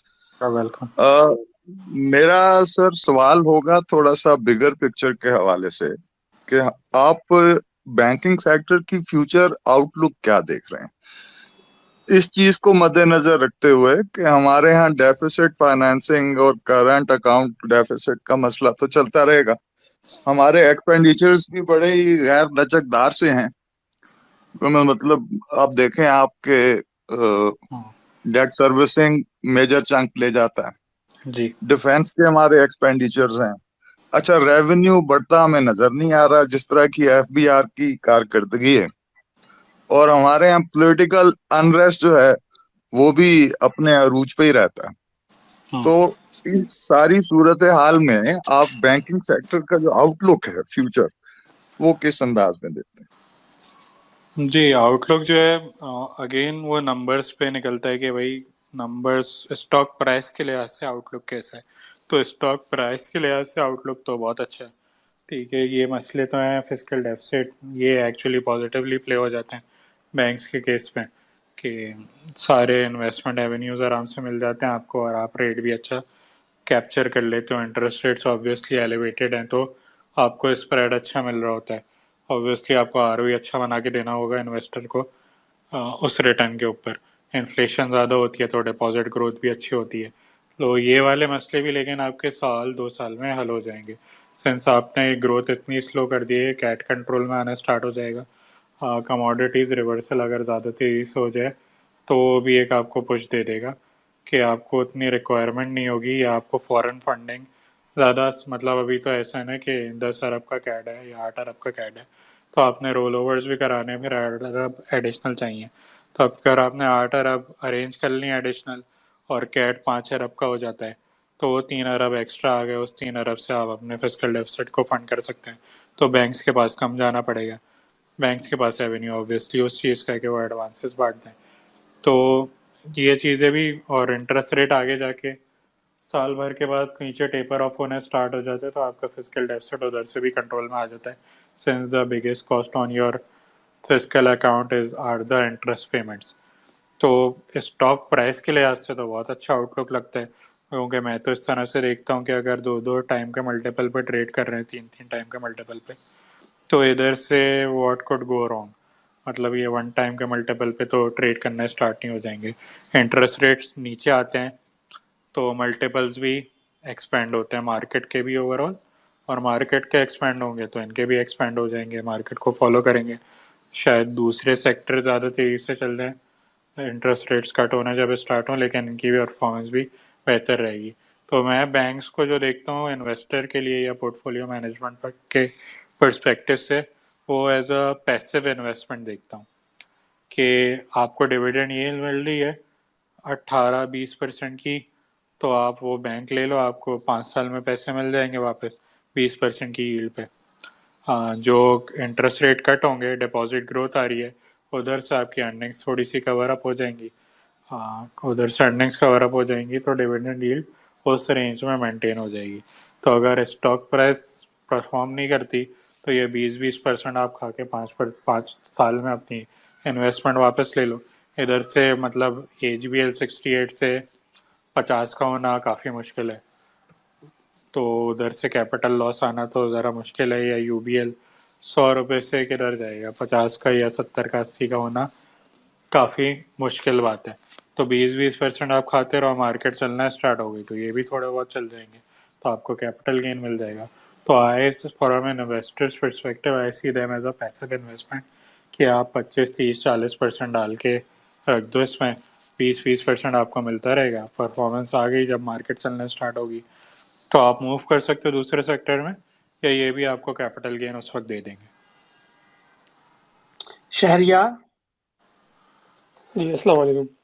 जी यार भाई, वालेकुम आपसे सलाम। मेरे असल में 3 सवाल थे, तो आप क्या 1 बाय 1 करेंगे या तीनों एक साथ में आपको पहले बोल दूं सवाल? आप एक साथ बता दें, मैं सम करके, क्योंकि टाइम भी अच्छा, थोड़ा ज़्यादा हो गया तो चलिए मैं ठीक है। सम करके थोड़ा सा बता दूँ। चलिए ठीक है, बहुत शुक्रिया। पहला सवाल मेरे ये था कि आपकी नज़र में कॉर्पोरेट गवर्नेंस के लिहाज से सबसे ज़्यादा एक्स्ट्राऑर्डिनरी बैंक कौन सा है पाकिस्तानी सेक्टर में, कॉर्पोरेट गवर्नेंस के हिसाब से? और दूसरा सवाल मेरा था वैल्यूएशन के हिसाब से कि ऐसे कौन से फैक्टर्स हैं जब आप किसी भी बैंक को वैल्यू कर रहे थे जो उसको किसी भी इन्वेस्टर को मद्देनजर रखने चाहिए। तीसरा सवाल मेरा दोबारा वैल्यूएशन ही की थी के कैटेगरी में था। इस्लामिक वर्सेस कन्वेंशनल बैंक की जो वैल्यूएशन है किस तरीके से इस्लामिक बैंक की हायर जस्टिफाई हो रही है। जैसे कि मिजान बैंक अगर आप भी देखें कि वो ऑलरेडी जैसे आपने बोला कि ट्रिलियन मार्क क्रॉस कर चुका है डिपॉजिट पे, और आगे उसकी ग्रोथ शायद उस तरह की ना हो जिसकी पास डेकेड पे, लेकिन वो जिस अभी मल्टीपल पे है वो almost twice the multiple of conventional bank है। तो ये मल्टीपल मिजान बैंक किस तरीके से जस्टिफाई हो रहा है, कुछ आप इसके बारे में बता दें। बहुत शुक्रिया। जी, जैसे आपने वैल्यूएशन की बात की तो आप सही कह रहे हैं कि मीज़ान 1 पे ट्रेड कर रहा है, बाकी 0.4 पे 0.5 पे ट्रेड कर रहे हैं। तो प्राइस टू बुक आप देखते हैं आरओई के साथ मिला के, अगर उसका double price to book ratio है तो उसका आरओई भी डबल है एक्चुअली। बाकी 20% आरओई बना रहे हैं, वो 40% से भी ऊपर बना रहे हैं, तो आरओई भी डबल बना रहे हैं। तो इस तरह से जस्टिफाई कर रहे हैं अपनी वैल्यूएशन को। और ग्रोथ जो है, सिंस मैंने कहा कि डिपॉजिट ग्रोथ हल्की हो गई है लेकिन मिक्स इम्प्रूव होने स्टार्ट हो गया, मिक्स इम्प्रूव होने स्टार्ट हो गया तो मेरी उधर से ग्रोथ आ जाएगी कि मैं ज़ीरो कॉस्ट डिपॉजिट ज़्यादा ला रहा हूँ। डिपॉजिट ग्रोथ 15% ही आ रही है लेकिन 20% करंट अकाउंट में ग्रोथ आ रही है, तो उधर से मैं ग्रोथ ला रहा हूँ। कॉस्ट टू इनकम रेशियो नीचे रख के ग्रोथ ला रहा हूँ। मेरी एडमिन कॉस्ट उस हिसाब से नहीं बढ़ रही, दूसरों की जिस हिसाब से बढ़ रही है। मीज़ान बैंक जो आईटी वाली साइट है, ऐप है, कस्टमर सर्विस है, ब्रांड वैल्यू है, उसमें प्रीमियम है। जिस तरह से मैंने कहा इस्लामिक का नाम दिमाग में आता है तो सबसे पहले मीज़ान बैंक आता है। आप ब्रांच में चले जाएं, उधर जो आपको सर्विस मिलती है वो मैंने जिस तरह की एक्सपीरियंस की है आप भी एक्सपीरियंस कर सकते हैं कि वो बिल्कुल ही इम्पेकेबल है कंपेयर टू अदर बैंक्स। इनकी ऐप जो है वो बहुत ही सुपीरियर है कंपेयर टू अदर बैंक्स। तो ये कुछ चीज़ें हैं जिसकी वजह से बैंक प्रीमियम वैल्यूएशन डिटरमिन या एक्ट्रैक्ट कर लेता है। तो ये रीजंस हैं कि इस्लामिक स्पेसिफिक नहीं है, इस्लामिक का तो एक एडवांटेज मिल रहा है उसे, लेकिन बाकी चीज़ें जो हैं उसमें भी थोड़ा सा आगे चल रहा है बैंक, इसलिए प्रीमियम। और वो अल्टीमेटली अभी ये बातें करना तो आसान है ना कि सर्विस अच्छी प्रोवाइड करता है, ऐप बहुत अच्छी है, एक्सेट्रा एक्सेट्रा, या करंट अकाउंट मिक्स अच्छा है, कॉस्ट टू इनकम रेशियो अच्छा है। ये अल्टीमेटली चीज़ किस पे आ रही है? आरओई के ऊपर। तो आपने आखिरी नंबर जो जाके देखना है वो आरओई का देखता है कि आरओई बैंक कितना कमाता है और दूसरे बैंक कितने कमाते हैं। तो ये आरओई अगर डबल कमा रहा है तो इसका प्राइस टू बुक भी ऑटोमेटिकली डबल होना चाहिए। तो वैल्यूएशन पर्सपेक्टिव से ये कॉर्पोरेट गवर्नेंस जिस तरह से आप कह रहे हैं कि वो तकरीबन सभी बैंक के आगे पीछे हैं, पर आप नीचे रखेंगे तो मैं डिस्क्लोजर के हिसाब से देखता हूँ कि डिस्क्लोजर्स किसके कितने अच्छे हैं। सही है, जितना अच्छा डिस्क्लोजर होगा मैं उसको रेट करूँगा। भाई मैं एज एन इन्वेस्टर ज़्यादा अच्छी तरीके से एनालाइज कर सकता हूँ। तो डिस्क्लोजर्स बैंक अल्फला के बहुत अच्छे होते हैं, मीज़ान के बहुत अच्छे हैं, यूबीएल के बहुत अच्छे हैं डिस्क्लोजर्स। सही है, ओपननेस टू टेल, जैसे मैंने एचबीएल को कहा कि कॉर्पोरेट ब्रीफिंग होती हैं, सही है, कॉर्पोरेट ब्रीफिंग जो रेगुलरली करा रहा है वो ज़्यादा जल्दी डिसमिनेट कर रहा है इंफॉर्मेशन अपने इन्वेस्टर को, अपने ओनर्स को। तो जो बड़े बैंक्स हैं यूबीएल, एचबीएल, मीज़ान, बैंक अल्फला, ये रेगुलर एमसीबी, ये रेगुलर बेसिस पे ब्रीफिंग कर रहे होते हैं। उसमें कितना ओपन होते हैं उसके एडिशनल पॉइंट्स हैं। तो यूबीएल जैसे कि वो काफ़ी क्लियरली बता देता है, जैसे कि कोई नेगेटिव चीज़ भी होती है, प्रोविज़न वाली चीज़ है, एनपीएल्स क्रिएट हो रहे हैं, तो बड़े ओपनली बताते हैं कि प्रोविजंस आगे और आ सकते हैं। ऐसा नहीं कि कोई नेगेटिव चीज़ है तो वो छुपाने की कोशिश करें। तो यूबीएल अच्छा रेट हो जाता है उधर, बैंक अल्फल अच्छा रेट हो जाता है, मीज़ान बैंक अच्छा रेट हो जाता है। एमसीबी की भी काफ़ी एक्सटेंसिव ब्रीफिंग होती हैं, जैसे एचएमबी, बैंक अलेबी, ये ब्रीफिंग्स भी कम करते हैं। फाइनेंशियल्स में आपको डिस्क्लोजर्स भी कम मिलेंगे नोट्स वगैरह के अंदर, तो इनको आप ज़रा नीचे रेट कर सकते हैं रिलेटिवली। बहुत शुक्रिया। तो बस एक छोटी सी एडिशन ये थी कि अगर जैसे आपने ऐसे बोला कि पैसिव इन्वेस्टमेंट के लिए बहुत अच्छी अपॉर्चुनिटी है 18% 20% डिविडेंड यील्ड पे, सिर्फ एक कंपैरिजन के हिसाब से आपके लिहाज से मुझे दो सबसे बैंक नज़र आते हैं पाकिस्तान की अभी इस करंट सिचुएशन में, वो है यूबीएल और एमसीबी। आप उनके किस तरीके से इन दोनों का आपस में कंपैरिजन देखते हैं और कौन ज़्यादा ओपन है, बेटर बैंक एक दूसरे के मुकाबले में साबित हो सकता है? बहुत शुक्रिया। मेरे ख्याल से इन रेट्स पे एमसीबी ज़्यादा बेहतर साबित हो सकता है, सेंस मेरे ख्याल से अगले साल डिविडेंड यील्ड भी बेहतर होगी और जो आरओई बना रहा होगा वो भी ज़रा बेहतर बना रहा होगा। प्रूडेंसी बेसिस पे यूबीएल का मसला ये हो गया कि एडीआर थोड़ा कम है तो उस पर टैक्स रेट ज़्यादा लग रहा है, तो उसके आरओई को खा रहा है। एडीआर अगर इम्प्रूव हो जाता है तो थोड़ा सा प्रॉफिट बेहतर हो जाएगा, लेकिन एमसीबी सेट्रस पेरेबल्स चीज़ें देख के एमसीबी रेट के हिसाब से थोड़ा सा बेहतर लग रहा है compare to UBL. NIB bank का क्या व्यू है आपका? हाँ अहमद साहब ने क्वेश्चन पूछा। जी, एनआईबी बैंक तो बंद हो चुका है, वो एक्चुअली एमसीबी ने एक्वायर कर लिया था।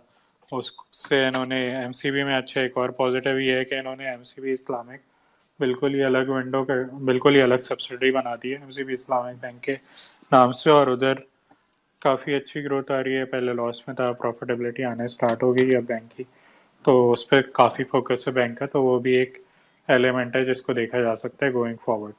तो एनआईबी की इन्होंने ब्रांचेस जो हैं वो इस्लाम एमसीबी इस्लामिक में कन्वर्ट कर दी थी, और उसके एनपीएल जो है मेरे ख्याल से 29 बिलियन के एनपीएल से 8 साढ़े 8 अरब या 9 अरब के करीब रिकवर हो चुके हैं। तो बैंक की गाइडेंस ये है कि हर साल तकरीबन 1-2 अरब बिलियन रिकवरी देख रहे हैं। इकॉनमी थोड़ी सी बुरी हो गई तो रिकवरी साइकिल थोड़ी सी स्लो डाउन हो जाएगी, पर अब वो एनआईबी बैंक लिस्टेड नहीं है या कोई बैंक एग्जिस्ट ही नहीं करता, वो अब एमसीबी के अंदर ही है जो भी उसके एसेट्स और लायबिलिटीज हैं। सही। सलाउद्दीन साहब, आपका दूसरा क्वेश्चन है कोई? जी जी। अच्छा एतजाज भाई, एक कि आजकल देखें बैनुल अक़वामी कसाद बाजारी का भी काफी शोर शराबा है, और आपने क्रेडिट स्विस का जिक्र किया, और भी international banks internationally under pressure हैं। तो अगर वो उनमें से कोई डिफॉल्ट करता है या कोई 2008 वाली सिचुएशन बनती है लीमन ब्रदर्स वाली, तो उसका इम्पैक्ट हमारे बैंकिंग सेक्टर पे किस तरह का आ सकता है? देखिए, कोई डायरेक्ट इम्पैक्ट वैसे तो नहीं है प्रॉफिटेबिलिटी टर्म्स में, सिंस फॉरेन ऑपरेशंस के लिहाज से आप कह सकते हैं कि बाहर की इकॉनमीज ख़राब हो जाएंगी, कोई बबल बस्ट हो जाएगा, फाइनेंशियल सिस्टम पे आ जाएगा, तो जो फॉरेन ऑपरेशंस बड़े हैं वो यूबीएल और एचबीएल के ही हैं, तो ये दो बैंक्स आप साइड पे करते हैं, बाकी जो सेक्टर बचा उसका बाहर तो ऐसे कुछ ऑपरेशंस बड़े हैं नहीं कि इनकी प्रॉफिटेबिलिटी पे कोई इम्पैक्ट आए। लिक्विडिटी परस्पेक्टिव से ये आ सकता है कि जिनकी फॉरेन होल्डिंग्स बढ़ी हैं तो जो आपके फॉरेन इन्वेस्टर्स हैं वो पैनिक कर सकते हैं, उनकी इंसेंट सेलिंग फर्दर आ सकती है, तो स्टॉक प्राइस नीचे जा सकती है। उसमें भी जो बड़े बैंक्स हैं उसमें ज़्यादा होल्डिंग है, एक मीज़ान बैंक है जिसमें फॉरेनर की ज़्यादा होल्डिंग है, बाकी तो आपके जो बैंक्स हैं वो लोकल हाथों में ही ज़्यादा हैं, या फिर कोई फॉरेन होल्डिंग भी है तो वो स्ट्रैटेजिक होल्डिंग है जो कि बिकेगी नहीं। लास्ट क्वेश्चन लेते हैं, ब्लू एक्स। जी अस्सलाम वालेकुम जी, मेरा क्वेश्चन था रिगार्डिंग बैंक ऑफ पंजाब। जी, बैंक वालेकुम ऑफ सलाम। पंजाब को अगर आप फॉलो करते हैं तो प्लीज बता सकते हैं इस पे क्या एक्सपेक्टेड है, इसकी री रेटिंग एक्सपेक्टेड है, क्योंकि प्राइस टू बुक भी इसकी अब 0.25 के करीब है, उससे भी नीचे चली जाएगी। अर्निंग्स, प्राइस टू अर्निंग भी 2 से नीचे चली जाएगी। अभी इसके जो पुराने वो थे एसेट्स खराब हुए थे उनका भी मोस्टली जो इम्पैक्ट है वो तो निकल गया हुआ है, अभी जी रादर रिवर्सल्स ही आ रहे हैं प्रोविजंस के। जी जी। तो इसमें आपको लगता है कि ये अभी इसमें कुछ फर्दर री रेटिंग हो सकती है, और इसमें डिविडेंड आपको लगता है कि जल्दी नियर फ्यूचर, ये इस साल में 2022 में डिविडेंड रिज्यूम हो जाएगा, या डिविडेंड अभी ये जो इनको बैंक्स को चैलेंजेस आ रहे हैं अपने एसेट्स की री रेट उसमें रीप्राइसिंग में, जिसकी वजह से कार के इश्यूज हैं उसकी वजह से शायद अभी डिविडेंड नहीं दे पाएंगे, क्योंकि अभी इन्होंने आई गेस के टीयर 1 टीयर 2 के इश्यूज भी किए हैं उसको एड्रेस करने के लिए। तो डिविडेंड आपको लगता है, आपका क्या व्यू है कि डिविडेंड एक्सपेक्टेड है इस साल में, या मोस्ट लाइकली अगले साल का इवेंट होएगा? Thank you. अच्छा, वैसे तो स्टॉक प्राइस के लिहाज से तो बहुत अच्छा बैंक है, मतलब जो अगर रिस्क हैं भी, रिस्क उस टर्म्स में मैं कह रहा हूँ, और जो प्रोविजंस वगैरह के रिस्क हैं, सिंस ऐसे बैंक जो होते हैं इकॉनमी ख़राब होती है तो थोड़ा सा नेगेटिव आउटलुक बन जाता है, और जो प्रोविजंस अभी आई हुई है मेरे ख्याल से 9 महीने में 4 अरब के करीब की हैं, तो अभी बाकी बैंक्स की इतनी सिग्निफिकेंट प्रोविजंस स्टार्ट नहीं हुई हैं, तो एक तो ये नेगेटिव चीज़ आ जाती है कि अभी से स्टार्ट हो गई है इसकी प्रोविज़न, तो आगे जाके क्या होगा। तो लेकिन जो स्टॉक प्राइस है उसने बीटिंग ले ली है उसकी, सही है। तो प्राइस के लिहाज से तो इतना मसला नहीं है। अब इसमें मसला क्या है, इसमें मसला वही अस्करी वाला TSA वाला, ट्रेजरी सिंगल अकाउंट वाला।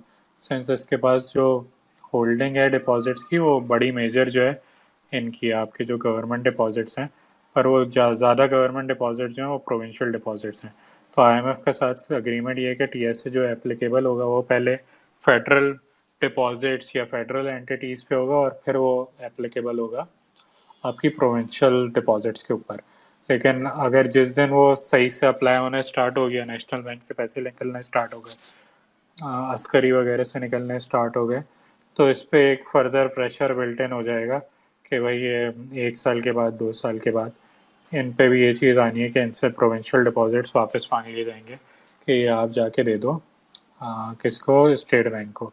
और ये वाला टाइम पीरियड जो है इनको प्रोवाइड किया जा रहा है कि आप अपने डिपॉजिट्स थोड़े से बना लें कॉर्पोरेट से या इंडिविजुअल से, ताकि वो डिपॉजिट जब निकले तो इतना प्रेशर नहीं आए। डिविडेंड के पर्सपेक्टिव से कार इसका बहुत अच्छा नहीं है, 14% के अराउंड है, तो 14% के अराउंड थोड़ा बहुत डिविडेंड बांट सकता है, 0.5 रुपीज़ पर शेयर। अब वो बांटेगा नहीं बांटेगा वो मैनेजमेंट की कॉल है, क्योंकि इसमें हुआ ये ज़फ़र मसूद साहब आए तो एडमिन कॉस्ट बहुत तेज़ी से बढ़ी है इस बैंक की, अर्निंग्स उस तेज़ी से बढ़ी नहीं रेट इंक्रीज़ के बावजूद। तो ये मसला हो गया बैंक के अंदर, और रिस्क मैंने आपको बता दिया कि वो वाला खड़ा हुआ है। तो अगर नंबर्स रिस्क इनकॉर्पोरेटेड हैं, 0.3 पे मुझे HBL भी मिल रहा है और 0.3 पे ये भी मिल रहा है। HBL में दूसरे किस्म के रिस्क हैं, इसमें दूसरे किस्म के रिस्क हैं। तो सस्ता मैं नहीं कहूँगा दूसरे बैंक्स की तरह है, लेकिन हाँ सस्ता वैसे है कि एब्सोल्यूट टर्म्स में सस्ता है। बाकी बैंक्स चलेंगे तो थोड़ी परफॉर्मेंस दे देगा, लेकिन ये TSA पे आपको थोड़ा सा ध्यान रखना पड़ेगा कि कुछ भी न्यूज़ फ्लो आता है तो इसकी प्राइस परफॉर्मेंस कैप हो जाएगी, क्योंकि डिपॉजिट्स निकल गए वो वाले तो बैंक ख़त्म हो जाएगा, सही है। तो वो निकलेंगे थोड़े से बिट्स एंड पीसेस में, एक साथ नहीं निकलेंगे, लेकिन अर्निंग्स भी थोड़ी सी कैप हो जाएंगी, बढ़ नहीं पाएंगी, और प्राइस परफॉर्मेंस भी कैप हो जाएगी। तो ये मसले हैं बैंक के साथ।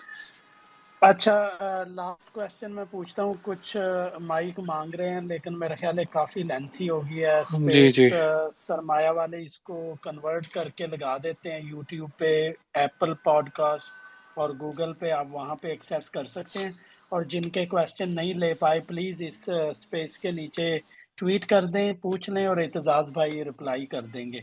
मेरा लास्ट क्वेश्चन है, ये जो अभी न्यूज़ आई है कि गवर्नमेंट ने वो शरीयत कोर्ट वाला फैसला का रिव्यू वापस ले लिया, तो 5 साल में सारे बैंक की इस्लामिक हो जाएँगे। अगर हो जाएँगे तो बड़ी अच्छी बात है हमारी मार्केट के लिए भी, क्योंकि अभी तो बहुत सारे लोग ट्रेड ही नहीं करते। मैं देखता हूँ अक्सर गुरु भी कहते हैं कि हम बैंकिंग में काम नहीं करते।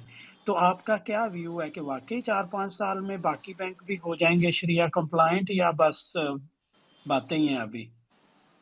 नहीं, वो ऑब्वियसली बहुत लंबा प्रोसेस है उसको शरिया कंप्लाइंट करने का।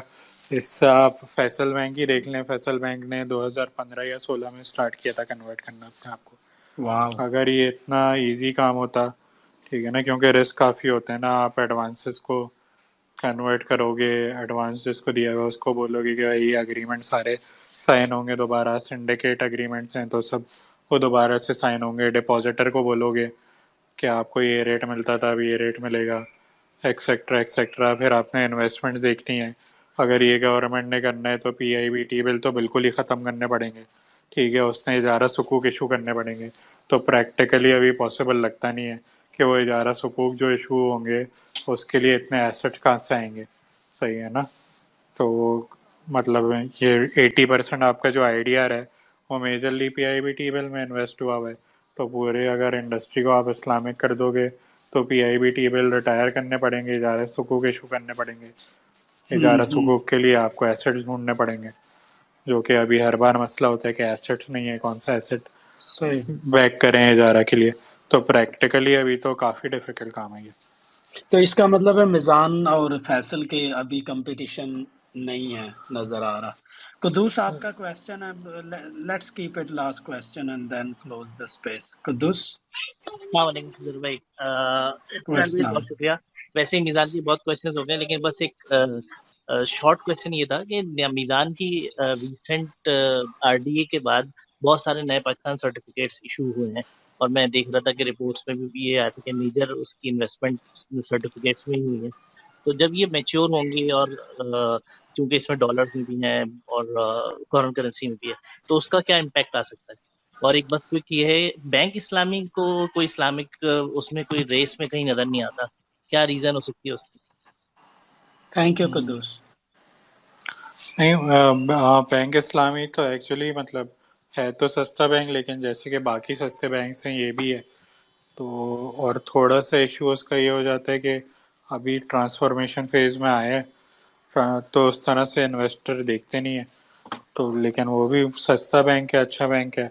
रिस्क वही होते हैं कि कॉस्ट ऑफ डिपॉजिट बहुत ज़्यादा है, सिंस ग्रो कर रहा था डिपॉजिट आसानी से मिल नहीं रहे थे, तो एक नेगेटिव चीज़ आ जाती है। पर अल्टीमेटली वो जिस तरह से अर्निंग्स आ रही हैं तो परफॉर्म कर जाना चाहिए, एनवायरनमेंट सही हो जाए तो। अच्छा, मीज़ान बैंक ऑब्वियसली आरडीए के आउटफ्लोज होंगे तो नेगेटिव इफेक्ट आएगा। उसको ने जो इनकम कमाई हो उसको कहीं किसी और सोर्स से कवर अप करनी पड़ेगी, तो नेगेटिव इम्पैक्ट तो होगा। लेकिन जिस तरह से बाकी बैंक्स, जिस तरह से अभी तक ग्रोथ रही है, एवेन्यूज़ ढूंढता रहा है बैंक, तो आप यही आउटलुक ले सकते हो कि दूसरे एवेन्यूज से वो क्वेश्चन करने की कोशिश करेगा। लेकिन ऑब्वियसली वैसे तो नेगेटिव इफेक्ट है अगर सब थैंक चीज़ें यू, सेम रहें तो। ठीक है, thank you very much Aitzaz you भाई, बहुत वेलकम। बहुत शुक्रिया, आपने टाइम दिया, बड़ा मज़ा आया, मतलब बड़ी अच्छी स्पेस रही। थैंक यू वेरी मच सबका, बहुत बहुत शुक्रिया जिन्होंने ज्वाइन किया। अगले हफ्ते मिलते हैं, फर्टिलाइजर सेक्टर को डिस्कस करते हैं। Thank you very much, enjoy okay, your you weekend. Welcome.